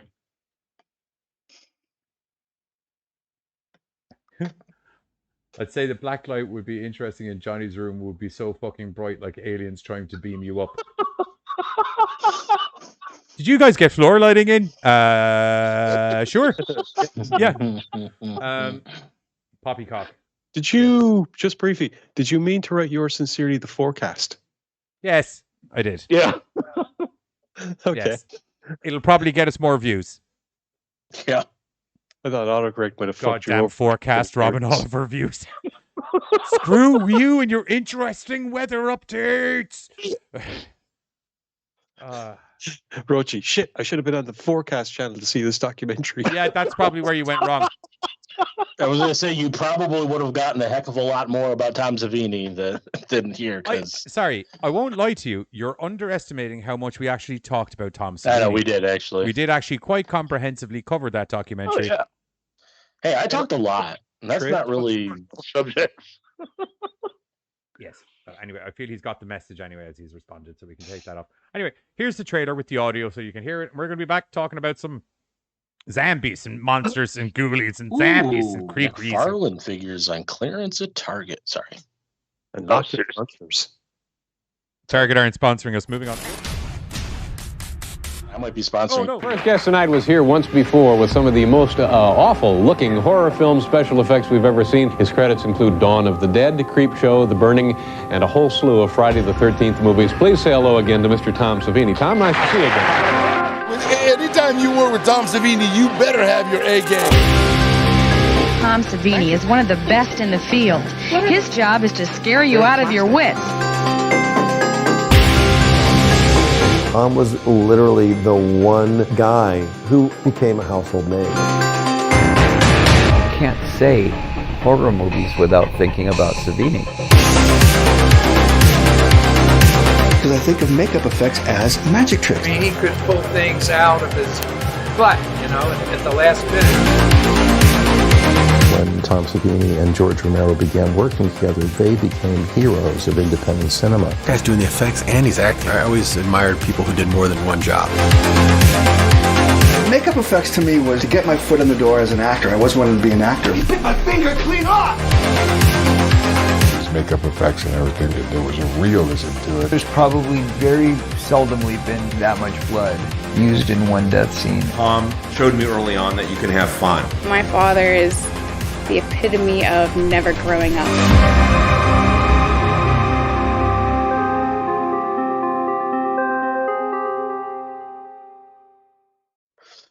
And we are back with the Tom Savini's conversations. And now that he's on the screen again, yeah, Rochi, I'm assuming that David Letterman was in a sort of a remorseful, I remember when he used to be on TV and times were good. I missed the Letterman as well. I mean, it wasn't bad, David. It was a terrible. It's a good laugh. No, it wasn't a bad David Letterman laugh. Just briefly to acknowledge a really good quote of the king. Don't tell me I'm still on that fucking GoreCast channel. Yeah. You are. Voluntarily, I might add. Right. Sorry, it's late here and I don't want to go full Jack or I'll have my housemates pounding on the door. Right, okay. What? Jack is Fuck off. No. If you're channeling your inner Jack, that would be right up on it. Then I'd have to say, fuck off. That's what I just said. But I said it more manly by saying, fuck off. So I know, we're supposed to be doing... It's not manly. Sweet. I know we're supposed to cover also, Creepshow and Night of the Dead, or Night of the Living Dead. But what's everybody's, favorite, and it doesn't have to be, directed makeup or whatever. What's, so far as everybody's kind of favorite Tom Savini's work? And like I said, that covers his acting, the whole bit. If you just like his Dust Till Dawn character or whatever, I would probably say Friday the 13th Part 4, but I think it's just being biased for me. Right. Okay. Oh, Jesus. It's a hard call. I love some of the effects he's done so much, but I will always, to the day I die, remember the character of Sex Machine. Yeah. Yep. If someone was to nail me to a cross and be like, before you die, tell us 10 awesome things you saw in cinema, cock gun probably in there. Oh, dude, it was fucking awesome. Do you know what I mean? I was just like, well, in a movie where I already am after seeing a lot of things I wasn't expecting to happen, that's fucking up there. Do you know what I mean? In a put movie 2 that barrels literally on turned it? into a vampire movie on the turn of a fucking 2p piece. That's fucking up there. Wasn't expecting a cock gun. It was great. I think I'm going to have to go with the original Dawn of the Dead. Just because the biker character that he played was. Oh, Dawn of the Dead. I'm sorry, I misheard you for a second. Dawn of the Dead. He does the special effects, and he's one of the biker guys that invade the super. I was gonna be like, we did an OVR on it. Like, surprised you don't know this too. Invades not supermarket, shopping mall, shopping center. Yeah, supermarkets. As a kid, myself and my friends, we'd all we lived in. It wouldn't have been like crotch gun for life, Charlie. I suppose like the to equate it, it'd be like the suburbs, I guess. Houses, semi-detached houses, all next to each other, that kind of a thing. So we can't, rather than fucking go off into the countryside or something, because we were all like fucking 9 or 10, we'd camp in each other's back gardens. Set up fucking tents and just camp out there. Nice. So when I was a kid, one of the older kids, because it's like fucking late 80s, early 90s. One of the older kids is telling not so much scary stories, but to try and scare us, he's talking about how there's gangs of bikers going around and they like to fucking break into people's houses, to go into back gardens, to catch people on their own, blah, blah, blah, all this kind of stuff. So I have that rattling around in my head when, and it's not it's probably a few years later, after that I'm seeing Dawn of the Dead for the first time. But when I'm watching it, my mind goes back to those stories when I see the lads going around. And it just made that connection, that click. So it's just always been that. And then to see, for me then afterwards, a lot of the characters like Sex Machine and some of the other guys that he's played, they've been almost variations on that original character that I saw Tom Savini play, which was the biker of these stories, a version of the biker of these stories that I was told as a kid. They're going around, they're and they're all crazy, and they'll do this and they'll do that. And here's Tom Savini being the crazy mad biker against all these zombies and against people as well. When things go that way. With his switchblade comb. Well, it's just old biker Tom against the world, isn't it? Right. Yeah. And also, it was kind of cool that they got him back in for the remake, except this time he was the law-abiding sheriff. Yeah. Oh, I loved that. Yeah. The head. You got to shoot him in the head. No, it was cool to see a lot of them, a couple of them come back from the original and shit to make those little guest appearances and shit. Just briefly, hi Trev, go fuck yourself. What up, Trebles? How art thou? Don't worry, he understands why that was delivered. It's not arbitrary. Oh no, I laughed. I thought it was funny. I saw it. Not gonna lie. As well. I was wondering, did we have the wheel in the 50s, Giz? So I thought I should ask you. So, I remember Giz recanting me of his tales from the 50s. Right. It seemed like a better time. Roachy turned around then, 1850s. Yeah, we walked uphill both ways. Yes, dear. Just because I have a certain refinement to me, at times, in certain regards, shit. Just to clarify, by the way, it's not that Giz is really old. It's Giz is in fact Sam from Quantum Leap. Just to let you know. Damn it, Al! You're not supposed to give the game away. Siggy, get me out of here! Oh no, I'm a woman again.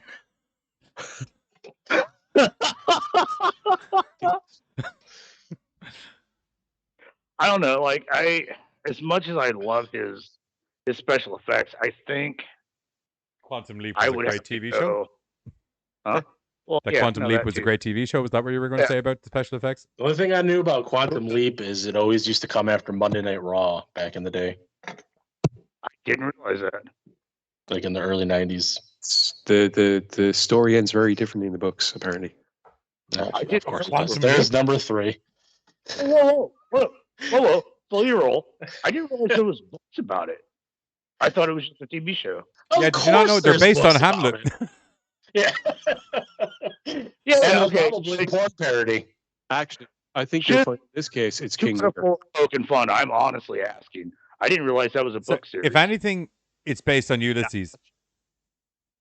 Yeah. If you If wanted you were to to be. draw if you were to draw a comparison, that's wow. Huh. Well done. Thank you. Huh. But I'm not sure. I'm not sure which came first. To the best of my knowledge, the books came first. But what I do know is that the ending is different. I think. Okay. So Friday the 13th, 4th, that was good, wasn't it? Yeah. Yeah, I'd say my favorite. Like, it's weird. Like, I love all of the special effects work, but I think my favorite would have to be the Night of the Living Dead remake. I like his it's just Sex Machine Man is just one of those cinematic memories for me that's just there. You know? Oh, And it was yeah. cool that they had him back in the Dusk Till Dawn TV show as well. Yeah, I didn't really care for the show though. I finally finished it. Like, I figured I'd put it off long enough, so I finally sat down and like binged the shit out of that. It got weird. So Yeah, weirdness was enjoyable. It kind of became its own thing. yeah, I mean, like I usually agree with you when it's like, oh, that's weird. But like this time, I'm like, ah, that's weird. Whatever. Roshi credit. just sent me a photo of some 1850s mugshots that you're included in, but I can't see which one you are.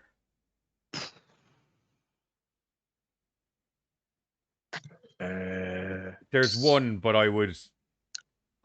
if I'd be remiss to say that he looks like somebody else that we know. Huh. Which I'll mention afterwards. Ugh. Okay then. Top line second from the right. Ironically enough, that is the one that looks like somebody else we know. The only similarity between him and Giz is they have the same beard haircut combo. To be honest, there's no actual visual. Like the conversation I had about people calling me three different dudes from Sons of Anarchy in the same night is kind of also applicable to this conversation here, where you've just gone bald dude with a beard and got Giz. He's not even bald dude with a beard and glasses, which would have been at least an acceptable trifecta to try and base your assumptions on. See, and I just get like, oh, like I don't get that kind of cool shit. Like, oh, your beard reminds me of like, oh, wheelchair. Hey, you remind me of that crippled guy in a movie. Oh, cool, thanks. Whatever. Has that happened? I don't know where to go with that. You remind me of that guy Neither from did Texas I, Chainsaw by the Massacre. way. How in the Neither fuck? did I. This is literally a wheelchair comparison is the only thing I'm hearing. Right. So like, oh, you know that guy, he did the thing, and I'm like, thinking back to it, I look nothing like that motherfucker. I'm not that whingy. I'm more independent, and most importantly, I've got a gun. Like, I'd have wow. sorted out the Texas Chainsaw Massacre problem in 4 minutes. I'm like, was it the wheelchair and me sitting in it? Well, I mean, you know, that's a yes. Okay, cool, no. cool. Good talk. Fresh Prince reboot, mate. That's better because the best I've ever gotten is you look like somebody I know. I'm like, okay. Me? Because you know me, you're talking to me, so is it me that I look like? I have been told I look Fucking like idiots. so many different people over the years that I'm verging on trying to apply to the CIA because I'm just like, evidently, if you stick the right haircut and beard on me, I could be anybody. I've got Daniel Bryan. There was a whole fucking James Hetfield thing going on. Really? Yeah, there's a whole James Hetfield thing going on for fucking ages. I got the singer from Drowning Pool when I used to be a bit heavier. And I had not long hair. I had the spiky hair. Oh, now Bill is also messaging me photos of you from the 1950s. It looks like you're one from Baywatch. You're like, like 50 of them people. Like you look like the Hoff. I Right, feel like- this is aiming towards Pamela Anderson. Unfortunately. Or possibly CJ. Irish speak. Your one is female. Your man is obviously male. Yeah. Always wondered what happened to Carlos the Jackal from Charlotte.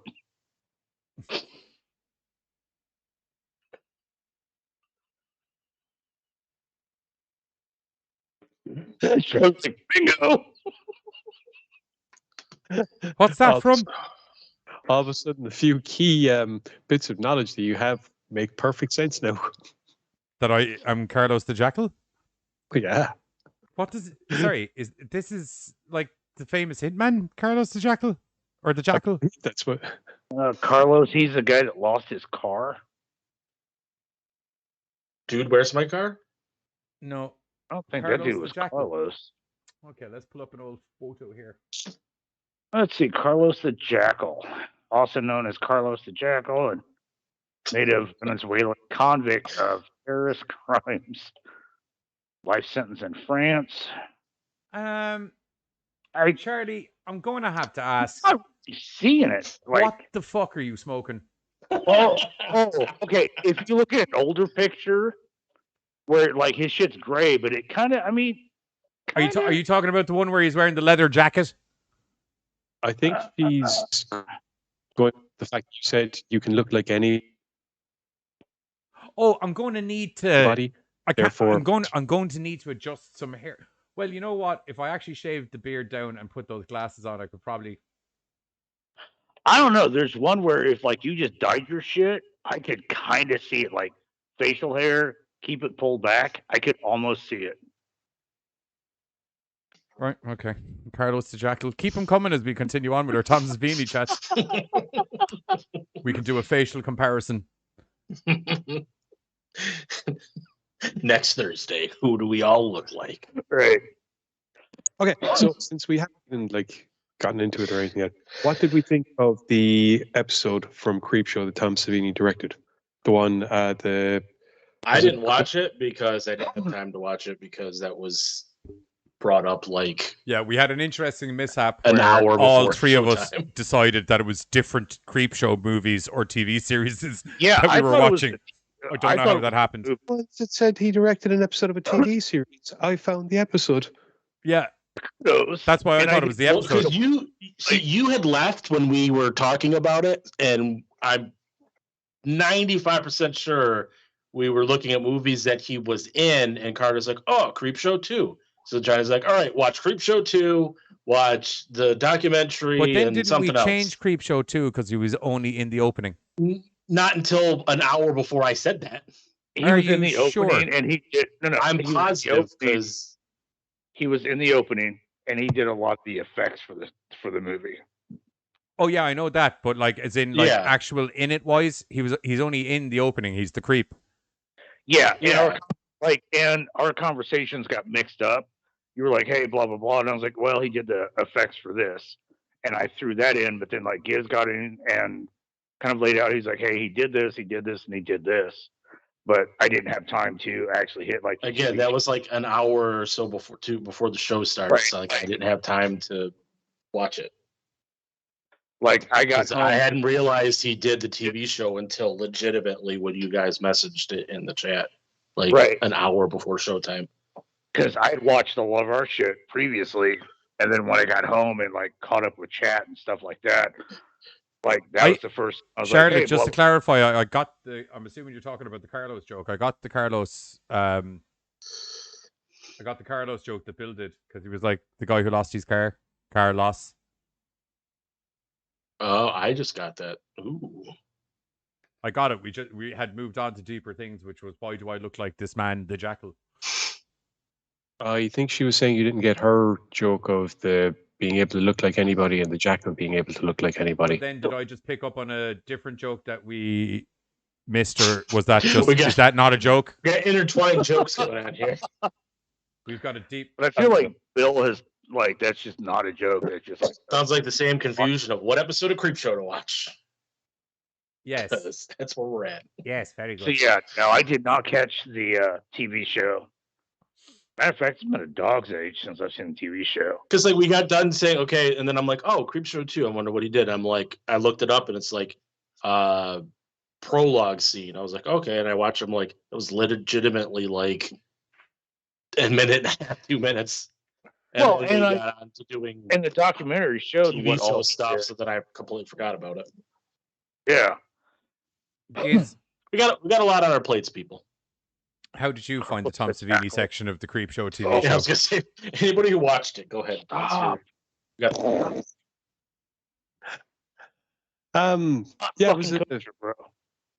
was an alright story. It didn't do anything I didn't expect. Basically, the whole idea is that you've got this, I don't want to call her a single mother because she has this fucking arsehole living with her, but basically she's a single mother. She's got a young kid, she's got a daughter. Her husband died a few years back, I think a couple of years maybe. But the daughter, like the husband, are obsessed with a monster that supposedly lives in the lake nearby. So the husband's supposed to have first said that he saw it. Everyone thinks that he's fucking nuts. Then apparently he goes out and he just he just goes missing in the lake looking for the monster. The arsehole Oh, I think I know what episode you're talking about. Okay. Yeah. The arsehole living with the mother is just like fucking taking the piss the whole time, and just former US Marine, survived Nam, thinks he's a hard bastard, but he's just going through PTSD and taking it out on everyone around him. Yeah. In the defense of the hard bastard thing, he did survive Nam. I'm just like throwing that out there. Yeah. Right. You know, not renowned to be one of the nicest wars to been involved in. You know, that ain't no shit, right? Like he could hold his own. Yeah, I'm just saying, like, it's not like he's not like some douchebag that never saw time. He did. Hang on. I was saying that in a way that, bullying fucks think they're hard, whereby they throw it around. Oh, I know. Yeah, I understood what you were saying, but I was just, for clarity purposes, in case people in the chat have never seen the episode, the guy did survive Nam. Right. It's just that he is a bully, but he's one of those, I can back it up, assholes, proper bullies. Anyway, what was it? It's all context, but the bully, the daughter going out, like, she focused a lot about where dad went and stuff like that. Yeah, she ends up kind of getting into a bit of an argument with the mother. She goes off running down towards the lake. No, that was it. The daughter is going on about how the monster might be around because the temperature of the water is the same as the temperature of the water when her dad saw it. The tackle. They get into an argument. She goes running down and ends up finding what is basically a dead baby plesiosaur by the shore's edge. Her fella, the guy there's a guy looking for her. It's clearly supposed to be love interest, boyfriend, whatever you want to call it. He follows her down. So they get this evidence. They finally have the evidence, and then Chet, who's the asshole, comes along. Destroys the evidence. Screw your evidence. Now, the whole time we are hearing these like sounds, these mournful sounds every now and then. And just as Chet starts fucking getting aggressive, makes a go, destroys the evidence. What's it called? Champy, that's the name of the swamp monster. The mama one comes down and just eats him. So her younger brother, who she'd sent off to get the mother, her younger brother, who she'd sent off to get the mother, comes back, but by the time he gets back, the mother fucking swamp monster thingy has taken the baby back in, so the physical evidence is gone, but the mother sees it going away, and it was fun, and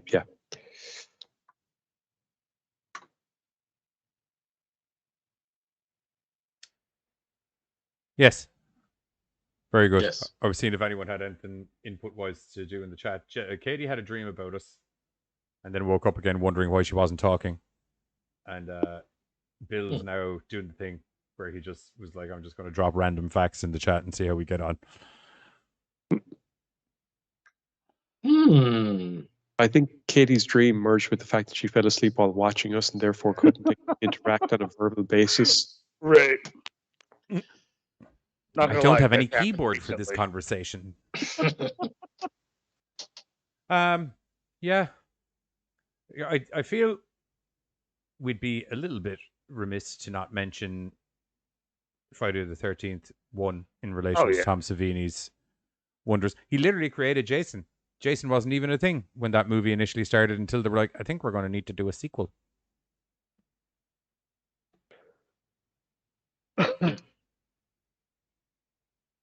That's a nice fact, isn't it, lads?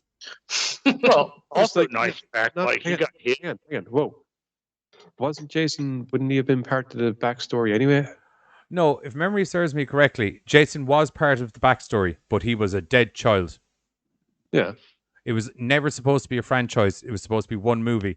But Yeah. the franchise started taking so much the movie started taking so much legs before the movie even came out that a sequel was being in the works. At which point they were like, "How the fuck do we do a sequel?" Because the lady that's killing people kind of. Sorry, I don't mean to ruin Friday the 13th for anyone in the chat. So cover your ears. I think it was more of the fact that I think like that whole scene was supposed to be in regardless, but I think just because the movie did so well, they were able to kind of carry off with the Jason. That's what I thing mean. But I mean, as in like yeah. he created the Jason. The Jason wasn't like he created the look. Yeah. The founding stone for what he looks like. Yeah, because with the whole deformity and stuff like that. Yeah, because I think that was always supposed to happen, regardless of sequels were going to be a thing or not. But like I think because it did so well, they were able to have something to piggy back off of with Jason. And it's mad to think that just the fact that the only story thread we can really work out at this is the son comes back as a demon or something, and a franchise was born. You could stick a hockey mask on that guy, we're done. Get it cooking. And another fun little Friday the 13th part 1 special effects fact is the cool little Kevin Bacon arrow through the neck scene. Yeah. Where like they had like the tube or something like that, I think, that was supposed to have like a little bit of blood come out, but like something, or no, I don't think originally it was supposed to, but they were supposed to, like they had like the little tube, they blew on it, which caused like that big stream to come out, which that really originally wasn't supposed to be a part of the fact, but there was some kind of malfunction. mishap. They were in a disarray, and they had to use the little straw thing, and he had some really good effects in that movie. There were some good kills in that movie. Yeah. And it's mad when you see it as well. You're like, oh my god, I totally forgot Kevin Bacon was in this. Yeah, well, he won't tell you that he was. So I mean, according to him, his first movie was whatever it was after, but I don't remember. Is it? But I didn't think he had a problem with Friday the 13th. From what I hear, like I mean, I'm not mates with the guy. Well, I suppose like it's not like he was the biggest role in the movie. No, he dies about halfway through. He's one of the first hits. Yeah. So I got super stoked for a second because I was looking through other work that he'd done and came across The Shark Is Still Working. I was like, oh, but it's a documentary. The what? The Shark Is Still Working. Yeah, that's right. I just lost my microphone for the audio. Yeah, it was 2007, but it turned out to be like a documentary with like Kevin Smith, Ellie Roth, stuff like that. And I'm like, no, 0 fucks. I was like, I thought we were talking about like some weird shit that Tom had done. I'm like, I've not heard of that, but I'm watching it tonight. Oh, never mind. I'm down for any shark-based horror movies. Right. I'm like, oh. Then again, I forgot he was in Zack and Miri Made a Porno. So I had forgot about that too till I was looking stuff up, and I adore that movie. It's so funny. Certain people forget that was actually the name of it because they changed it when it came out. Like, really? Yeah, they cut off the Make a Porno and they just call it Zack and Miri. Oh, I didn't know that. I can't remember when, like if it was like the DVD release the or DVD something. We have here is Zack and Miri Make a Porno. Well, you guys live in a different country. Yeah, an even more Catholic country than you're in. I've only ever known it as Zack and Miri. Ireland is where Jesus came from. Everybody knows that. So yeah, because like you type it like on like Google, it comes. I'll say Zack and Miri Make a Porno, but then like Google switches it just to say Zack and Miri. Like it cuts off the Make a Porno part. I'm pretty sure they changed it with some kind of releases of it. Let me see.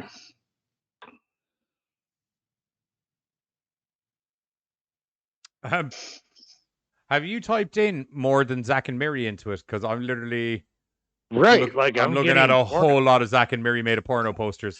Right here, no. So right here on Amazon, there's the 2-disc Blu-ray set. It literally says, I mean, I don't know if you can really see it, but it says Zack and Miri. There's no Make a Porno. Huh. It's probably clear.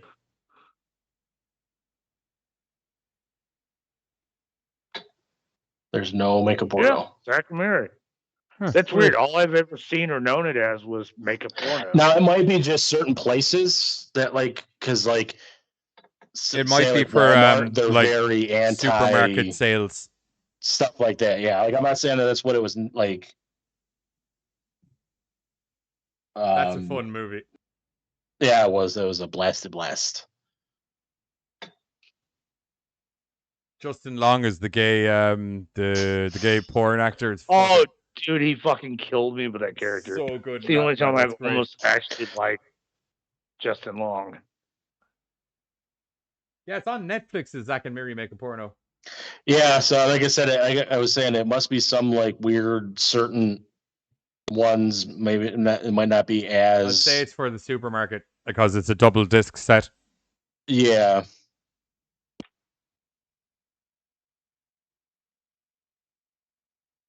Well, night, Katie. See you later. Night, Night, Katie. I'm glad we managed to resolve that little debacle before Katie left because I'm sure she'd have had issues getting back to sleep. Right. With that she would've burden of been information disarray. hanging over her head. To us. Unattained, unfounded, but now solved. Myth busted, kids. That's what we're here to do. We're here to solve mystery. No, I'm pretty sure that's a different TV show. Oh, that's right. Wow! Bow now. No, CSI? No, anyone? No, okay. Yeah. Well. You know they're bringing back that stuff. Maybe I should have done insert cheese They line here. They haven't got rid of CSI. They just keep making different versions of it. No, like they're bringing it back with Grissom and what's her tits, Sarah. Dude, I Good old sure. what's her tits? Great actress. They're big fan so of her work. like those crime show things. They've got like 18 bajillion different side stories. They Can't do, keep track but of them. like They do Law because and Order, it's crime. SVU, Law and Order, this and that, Law and Order, this and that. It's like, oh my Jesus Christ! That's Not because talking there's about a different spin-off. types of crime solved by different departments of police officers. which he is so correct about. But I'm not talking about like a spinoff. I'm talking about bringing the original show back. I know. I'm just saying, there's so many like spinoffs and stuff where I can't remember the original. It's the one with the ginger guy, with the People. glasses, where he says a cheesy line at the end of the show, and everyone goes, "Wah!" No, fuck no, not that one. Hated that one. Hated him. That show was shit. Fuck that show. Did not exist. Fuck Miami. Like that show made me hate Miami, and I've never been there. Dude, Will Smith made me hate Miami. But he was going to Miami. Right, like he hadn't even made it there. He was just going there. That's good. I'm going the other way. He But made did me love hate summer as He well. did make me love West Philadelphia, born and raised, though. That's just, he Right, just right. has that power. He made me hate summertime as well. I'm sick of that song. Every Yep, fucking love summer it. in Ireland, every fucking radio station. He also made me hate the Wild Wild West. Fuck off. Oh, okay. He made me hate the Wild Wild West. You are not alone, dude. It's hated not the Wild Wild West. West. You said it wrong. It's the Wickawa, the Wickawa, the Wicca Wild Wild West. Get it correct. Like Cool Mo D made it sound cool, but then all of a sudden, like Will Smith just like Yeah. destroyed it for me. I was like, You could have been Neo Will Smith, but no, I want to be the cowboy. What a man leading the who can movie. either make you hate or love something so much. Yeah. Like, that is a power that, oh, he's a powerful man. Will Smith. Yeah. Yeah. He was a genie. Oh God, don't get me started with it. He was a Phil is genie. talking about Finding Nemo. oh, there we go. I was like, Shark what the Tale. fuck is that? Couldn't You're on place about it. Shark Tale. It's not Finding There we Nemo. go. Will He Smith was is like, in Shark just watching Tale. the movie today, and I was like, hey, what is it? And I'm like, murdered mother. What? Charlotte It's about popped a it in murdered right, so mother I whose figured it out. I disabled was thinking son it was was like, kidnapped, and the dad has to track him down over thousands of miles. Dude, and sadly, I'm like going through all like the live action. I'm like, dude, that does not sound for. It was this one. Oh, yeah, no, it definitely sounds familiar though. and Mine? Charlotte. Mine? Mine. Anyway, yeah, Charlotte typed it just as I was saying, so well done to Charlotte as well. You Carter's seriously just need to getting stop attacked doing by all kinds of pussy tonight. I was gonna say, Carter is in the disarray. I just like saying I love disarray. this cat. Go, but pussycat, kill, kill. I love this cat, dude. But anytime I sit down, like he makes recording so fucking difficult. I don't see this cat all fucking day. You so I should get, send like, me the all of camera- those cat mauling outtakes. Johnny needs some bloopers for the blooper roll. This week on the weather. Fuck! We can call. I was doing shit, and I'm halfway through my fucking bit, and I'm like, blah blah blah blah, and all of a sudden you just hear. Grrr? Okay, I will check it, Bill. Okay. Fuck, was that like audible? Yes, it was. Take 23. Because he just starts talking to me as soon as he walks in the fucking room. I got when I first started doing recordings for Johnny, it used to be like, oh, I got to stop him, do it all over again. Now I'm just like, fuck, blooper, just do like I'm not starting fucking over again. I think we've all learned the valuable lesson over the years that if you send me the footage, I will use whatever the fuck you sent me at some stage or another. Yeah, but you can't see him. It's just like, oh, should we go left? Grr? You loud motherfucker. Really? I got to retake that now. Awesome. Yeah, I can edit especially that together. Meow, meow, meow, depending meow. on what point of the video Meow, I'm meow, in, meow, if it's meow. then I'll start over again. Meow, meow, But, meow, like, fuck. Meow, meow, meow, if fuck. I'm Meow, meow, meow, three-quarters meow. halfway through, I'm like, just fuck it. I'm just gonna start pick up from wherever I messed up, and you can just edit it because I'm not. He's like, I meaning to talk to you about that. If you could just give me the one solid takes without the breaks in the middle, that'd be great. I try. I do my best. Am I going to have to write I can't "Don't shut try the door do" on the 'cause screen again? It's like my solid. mantra for life. Yoda? Don't try do? How is that Yoda? That's the sentence. It's not the wrong way around. That's the sentence. There is no try. Oh, sorry. Let me punctuate it for you so you understand. Don't try, comma, do. Is that what Yoda's been missing all these years? Is the comma? No. I don't think Yoda's been missing anything. Yoda the man.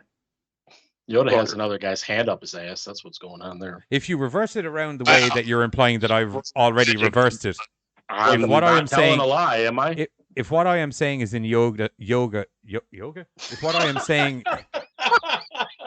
if what I am saying is in Yoda speak, then if I am to reverse the sentence around into its correct properties, what essentially I am saying is do, don't try. That makes no sense. That's just bad English. Yeah, but if I feel like if you put they're not. like it would make sense.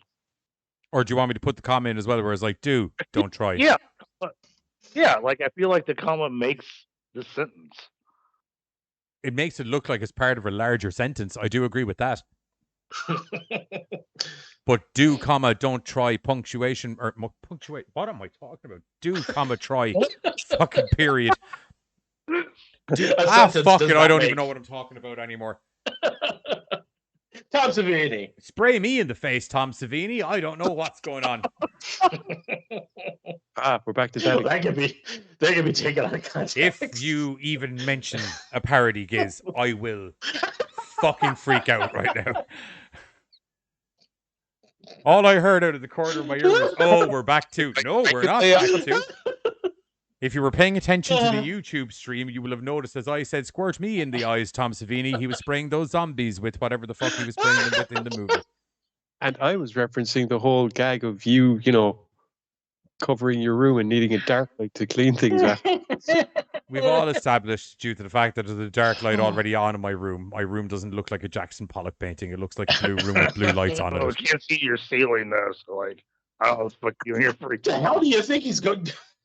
How projectile power do you think I am, sir? I feel every time Pam does something to me, I blow the back of her head off or something.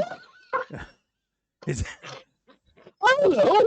Do you think it's like a Superman kind of scenario where like people just sit around fire camp circles during the night time like, how does Johnny Deadly and his missus have sex without him literally blowing the back of her skull out? That's not what happens. Like you just talk here like, hey, blah blah blah. I'm like, oh, there's so my like Jackson Pollock. There's my Jackson Pollock ceiling. I'm like, is that how he gets the ceiling to like change a light bulb? I don't know. There you go. There's the Jackson Pollock ceiling. No Pollock. Cool. I don't know. I think my chair's broken. I don't fucking know. I need a new chair. The back. Good thing we're opening a Patreon page soon. We're gonna say please fund Buzz's new chair because it's. Sorry, I tell a lie. We have a Patreon page. We just need to use it. Actually, use it. Yeah. Oh, well, you see, we're in a weird dilemma, and we'll say it on air. Screw it. The weird dilemma is that, like, I've discussed with all of the lads, what are you willing to do X, Y, and Z as perks for people on the thing? And everyone's been like, yeah. And then you get to Giz and it's like, what do you want to do? And it's like, Okay, so pay a couple bucks for 3 out of the 4 GoreCast members to do. I don't know what else. What if people want Giz? I mean, I'm willing to let them pay before they realize it was a bad mistake. No. Then we just talk him into it later. Duh. Yes, I need you to hold. I was thinking that what we were He doing came a couple in, days ago. he looked at my dinner, told me I don't eat that, and then he turned around and told my son that the Disney movie he was watching is based on Hamlet, and then just walked off out of the house. It's the worst $100 I've ever spent.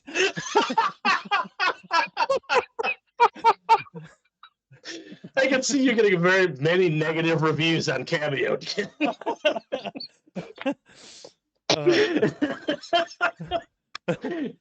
How is Beauty and the Beast Hamlet, Mommy? I don't know, son. I just don't know. All in one video. Oh my god. You know what? There might be a GoreCast mini segment. There's a gag reel in there. There's a short skit in there that's really good. I don't eat that. Well, that's what I'm cooking for dinner. I don't eat it. I don't want that one. Oh god. I don't want it. Oh my god. Damn. He would definitely be a good one to send if you have like an enemy. You know, you want a cameo. Like that's Giz tear somebody apart. There was one of the lads that used to be the Ritz. Pat Foy, yeah. He had this great line. It was if you like the show, tell your friends. If you didn't, tell your enemies. Yep. Whew. At least somebody's watching. Oh shit, that's gonna be poor. No, but I was gonna say before we know what sections are getting clipped out for trailers for this week, because that was a pretty funny 3.5 minutes there. We could do what we were talking about, what we did on Tuesday watching the movie. We could use that as a Patreon exclusive. We can't, because that was a screener that was sent into us. Not that particular one. Oh, right. I get. Oh, do like movie group watches with people? Yeah, MS or just us doing an MST3K over. Yes, certain movies. I would like to try. Like legit, the movie was good. I really, our rifting it like that was fun. I would like to try that already. I would love to do that MSK thing, but it has been something discussed with some other lads that I do stuff with. But I'm mad to do it because I love the idea of just sitting down and just riffing on a video. Dude, I fucking grew up on this show, so like. Oh yeah, right. Fucking. Bill wants to know: are we doing a new Ghostbusters group watch when it's released? I'm pretty sure that's illegal. Yep. Like, I know it's your final say. I was like, yeah, that's pretty doubtful, bro. Like, yeah. Off air. Oh yeah. We can arrange some. Well, I've been looking to plug the Discord. So yeah, we have a Discord. It's Gore Club. If you look it up on Discord, or actually, give me a minute. I might able to get a link. Everyone here should join our Discord and come chat to us on the Discords, where we are now more active. My only problem is I can't get my notifications to acknowledge in Discord.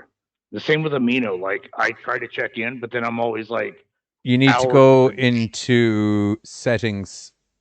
No, like, they're set.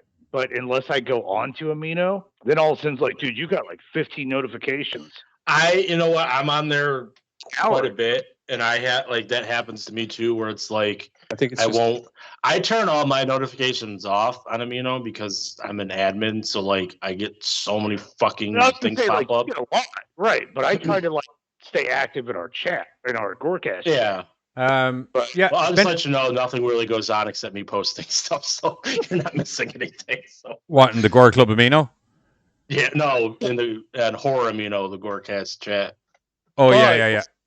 People that have come in and was like, "Hey, what's up?" Pretty much once we stop doing group watches over there, that like that chat room we is should pretty much dead. probably start do the group watches again. Although I mean, if we could do them in Discord once a week or something, that'd be good as well.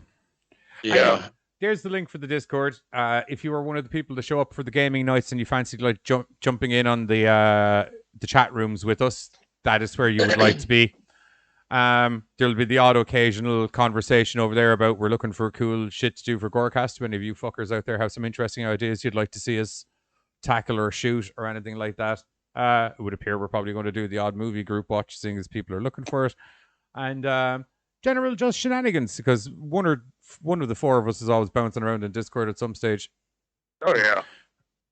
Or another, and Rochi, and Bear Bunny, who you met on Sunday night, who is a fucking hoot. Bear Bunny killed me, dude. Bear Bunny, Like, grr. Fucking Bear Bunny's the awesome. man.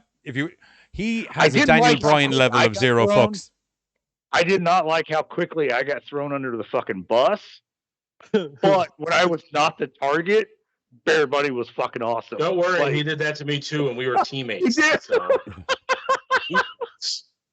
Huh? Well, Goose Goose Duck. There's no such thing as teammates. I'll tell you mad. something. For nothing. If you're talking about crafty ways of getting away with being a killer, is handing over the other killer almost instantaneously. I'm a detective. He's the killer. Okay, out you go. Thump. He is a killer. Excellent. Because when I did not have my headset, like interacting, like, oh, I've not heard shit from Carter. That guy. Whoa. Oh, this. Okay, I just got airlocked. Wow. Now it's just a guy doing some tasks. All right. Cool. Cool. Jim Duggan had surgery yesterday. Yeah, I heard about He's in that. a bad way, evidently. He's been in a bad way for a while. Yeah, but I mean, like, he's getting up there, though. Like, not to be rude, like, it's kind of that spot where you're, like, dealing with a lot of shit. You're at the age, as they say. Yeah, especially considering lifestyle as a wrestler. what Anybody have else got some any more interesting Tom Savini's?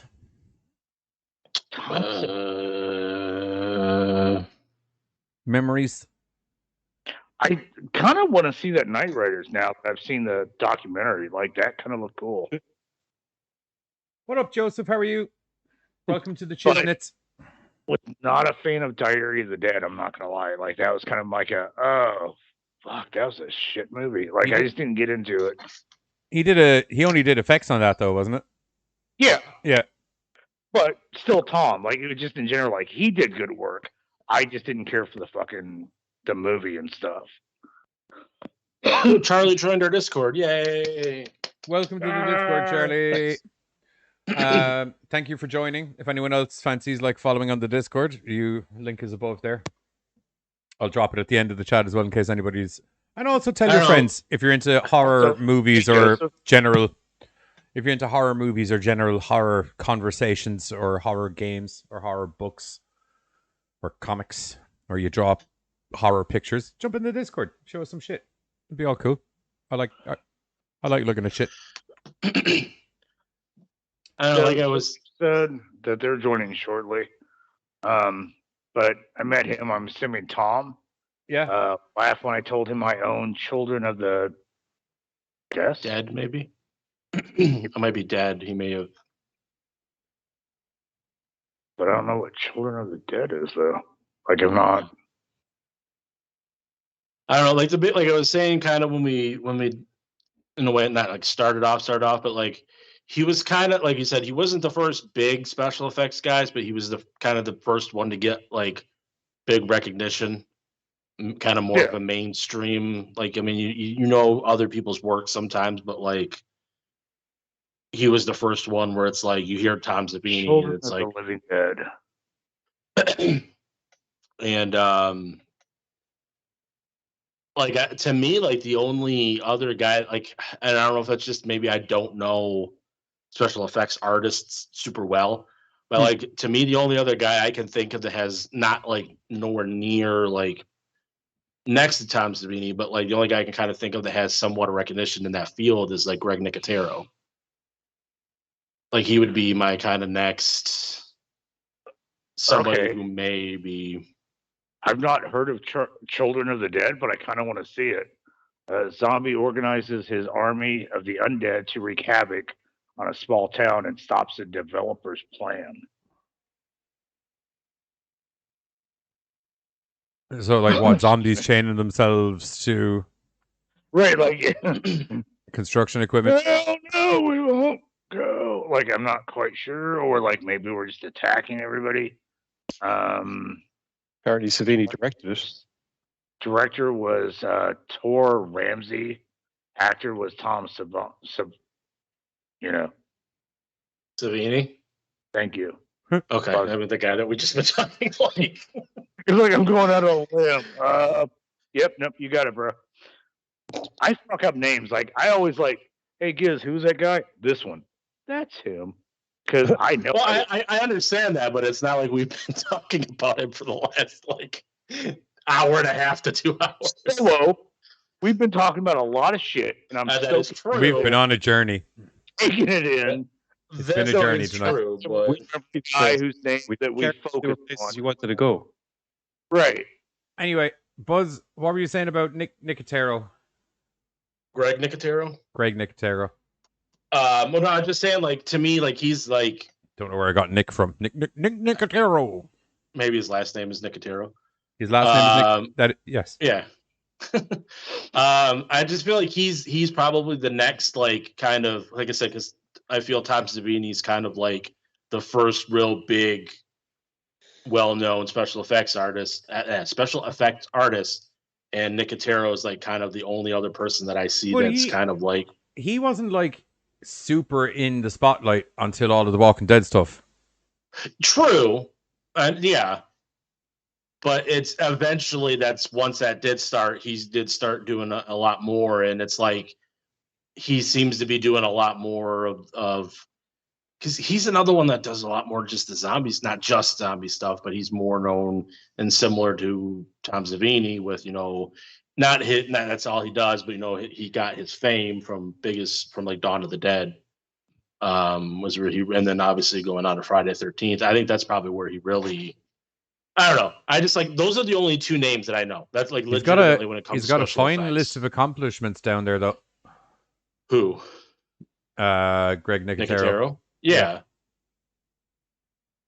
That's what I'm just saying. Like to me, like he's the one comparison to Savini in that field where he's a very well-known special effects guy. I'm not saying that's all they do. But it's like when you hear Tom Savini, you go more towards the special effects aspect of his Nicotero work. did Day of the Dead. He did Evil Dead. I'm assuming he's done a lot of work with Savini. So yeah, I think they showed that in the documentary a lot that they were doing stuff. And like I remember Nicotero was one of the ones that was like on set with his daughter when they were messing around with stuff.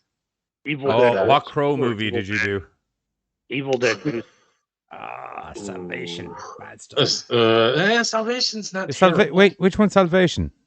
That's the one with Eric Mabius and Kristen Dunst. I like that one. Oh no, that was actually pretty good. I like that one. No. The only one I literally can't get down with at all is the one with David Boreanaz. Okay, no, Edward Furlong was shit. Don't get me wrong, but like. Fuck that. Eric Mabius got fucking Jedi mind tricked in that one, dude. Like, what the fuck? What? When he went and finally, like, tracked down old boy, he was like, oh, blah, blah, blah. Like, he was told, like, oh, your mission's over. He's like, oh. So, like, he started fucking failing, like, going crossing. That's what happened in the first one. It's kind of crucial to the way the Crow works. I was going to say that's what happened to Eric Draven. He thought that one guy was the main guy, but Top Dollar ends up being. Yeah, but we already pulled that fucking trick. So to have that trick in the same sequel, like it just didn't. It was kind of. They did it in the second one too. Yeah. Yeah, that's what I'm saying. Like, so your sequels are just pulling the same one trick pony. Is what it was. What my problem was. They call it Hollywood. I thought that one had like an interesting story with like him being, set up for the murder of his girlfriend. Right. Like, no, I liked the way the Crow makeup was literally burnt onto his face. And it was a Hot Topic goth kid. Originally, I guess DMX was supposed to play that role, but then got incarcerated. And so he was supposed to do a sequel. I don't think it was that particular one. Yeah. No, it was called Lazarus. Was it? Okay. Yes. That was before that. There was a lot of failed Crow sequels, let me tell you. Yes, it was luckily. Right. Oh. Then they turned what is that DMX movie? Joseph was saying that Children of the Living Dead movie that Tom Savini directed, to bring it back on topic, he said it's they went to build over a cemetery that was left. They hadn't cleared all of the bodies out of the cemetery, and they went to build over it. Oh, wow. So if you're looking for bad juju, that's the way to go. Yeah, You like know, that. Holy shit. sounds like a little bit of a poltergeist thing going on there. Okay, yeah, that's what I was thinking. A little bit of a Poltergeist. poltergeist kind of, just a little bit of a poltergeist, not a whole Do you- poltergeist, just a little bit. Have of a you poltergeist. seen the DMX film Never Die Alone? Yeah. They ended up doing that instead of The Crow because he was supposed to do The Crow Lazarus, and I guess that was the very similar story of what The Crow Lazarus was supposed to be. He failed. What the hell just happened to my phone? Right. Well, I think that's going I to don't be think us. I ever got around to that one. I think that's going to be us for the night, kids, because we're hitting the 2.5 hour mark, or well, the 2:15-minute mark. Because we were... Oh Jesus! Don't read that last one. Bill.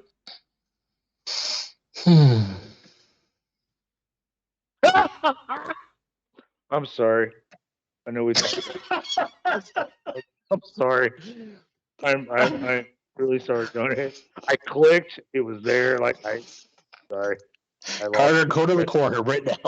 30-second timeout. We've all done it at least once, I guess. In my defense, it just caught me off guard.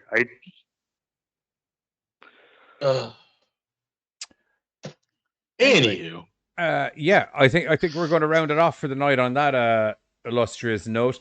If you're new to the GoreCast and you haven't been here before, don't forget to hit the like and subscribe button down below, as it will help us hit the magical viewer count of 1,000, where YouTube finally declares us as an official YouTube channel. Until they won't let us monetize any videos anyway, because they decided to take all that monetization and send it over to some other company that for lawyer fees. Well, Bloomhouse, basically. It'll be Bloomhouse. Yeah.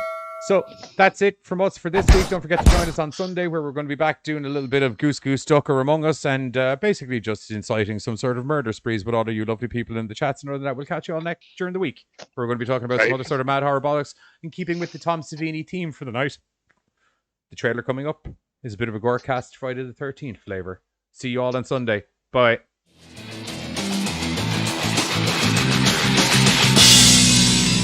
Fuck's sake!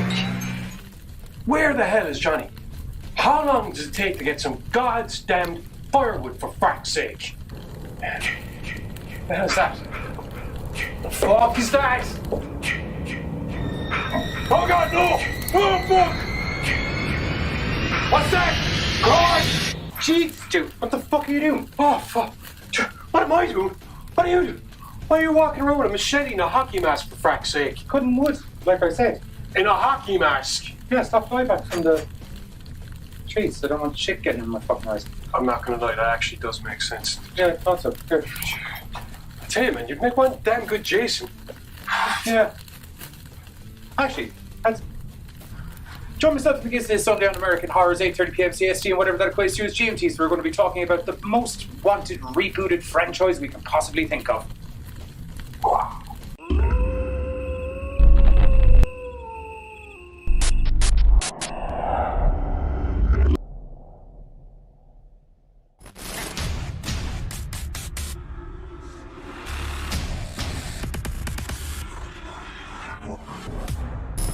Don't forget, if you enjoy our Madcap GoreCast horror hijinks, we stream 3 nights a week over on YouTube, Mondays, Thursdays, and Sundays, where you can see a little bit of this. Turd spoon, god damn, I knew there was something I wanted to bring up in the... God damn, I don't know what a fucking turd spoon is, but I'm mad to... Yeah, it's pretty in-depth. Most definitely some of this. With a new 2009 twist. She pulls out of her vagina. I'll give it to her, though, because, like, you know how, like, magicians kind of, like, do something and they pause dramatically? She took that dramatic pause. And occasionally, some of this. Our favorite Halloween movies. What's up, GoreCasters? Welcome back here to the GoreCast. Yeah, okay, I'm here. I'm back.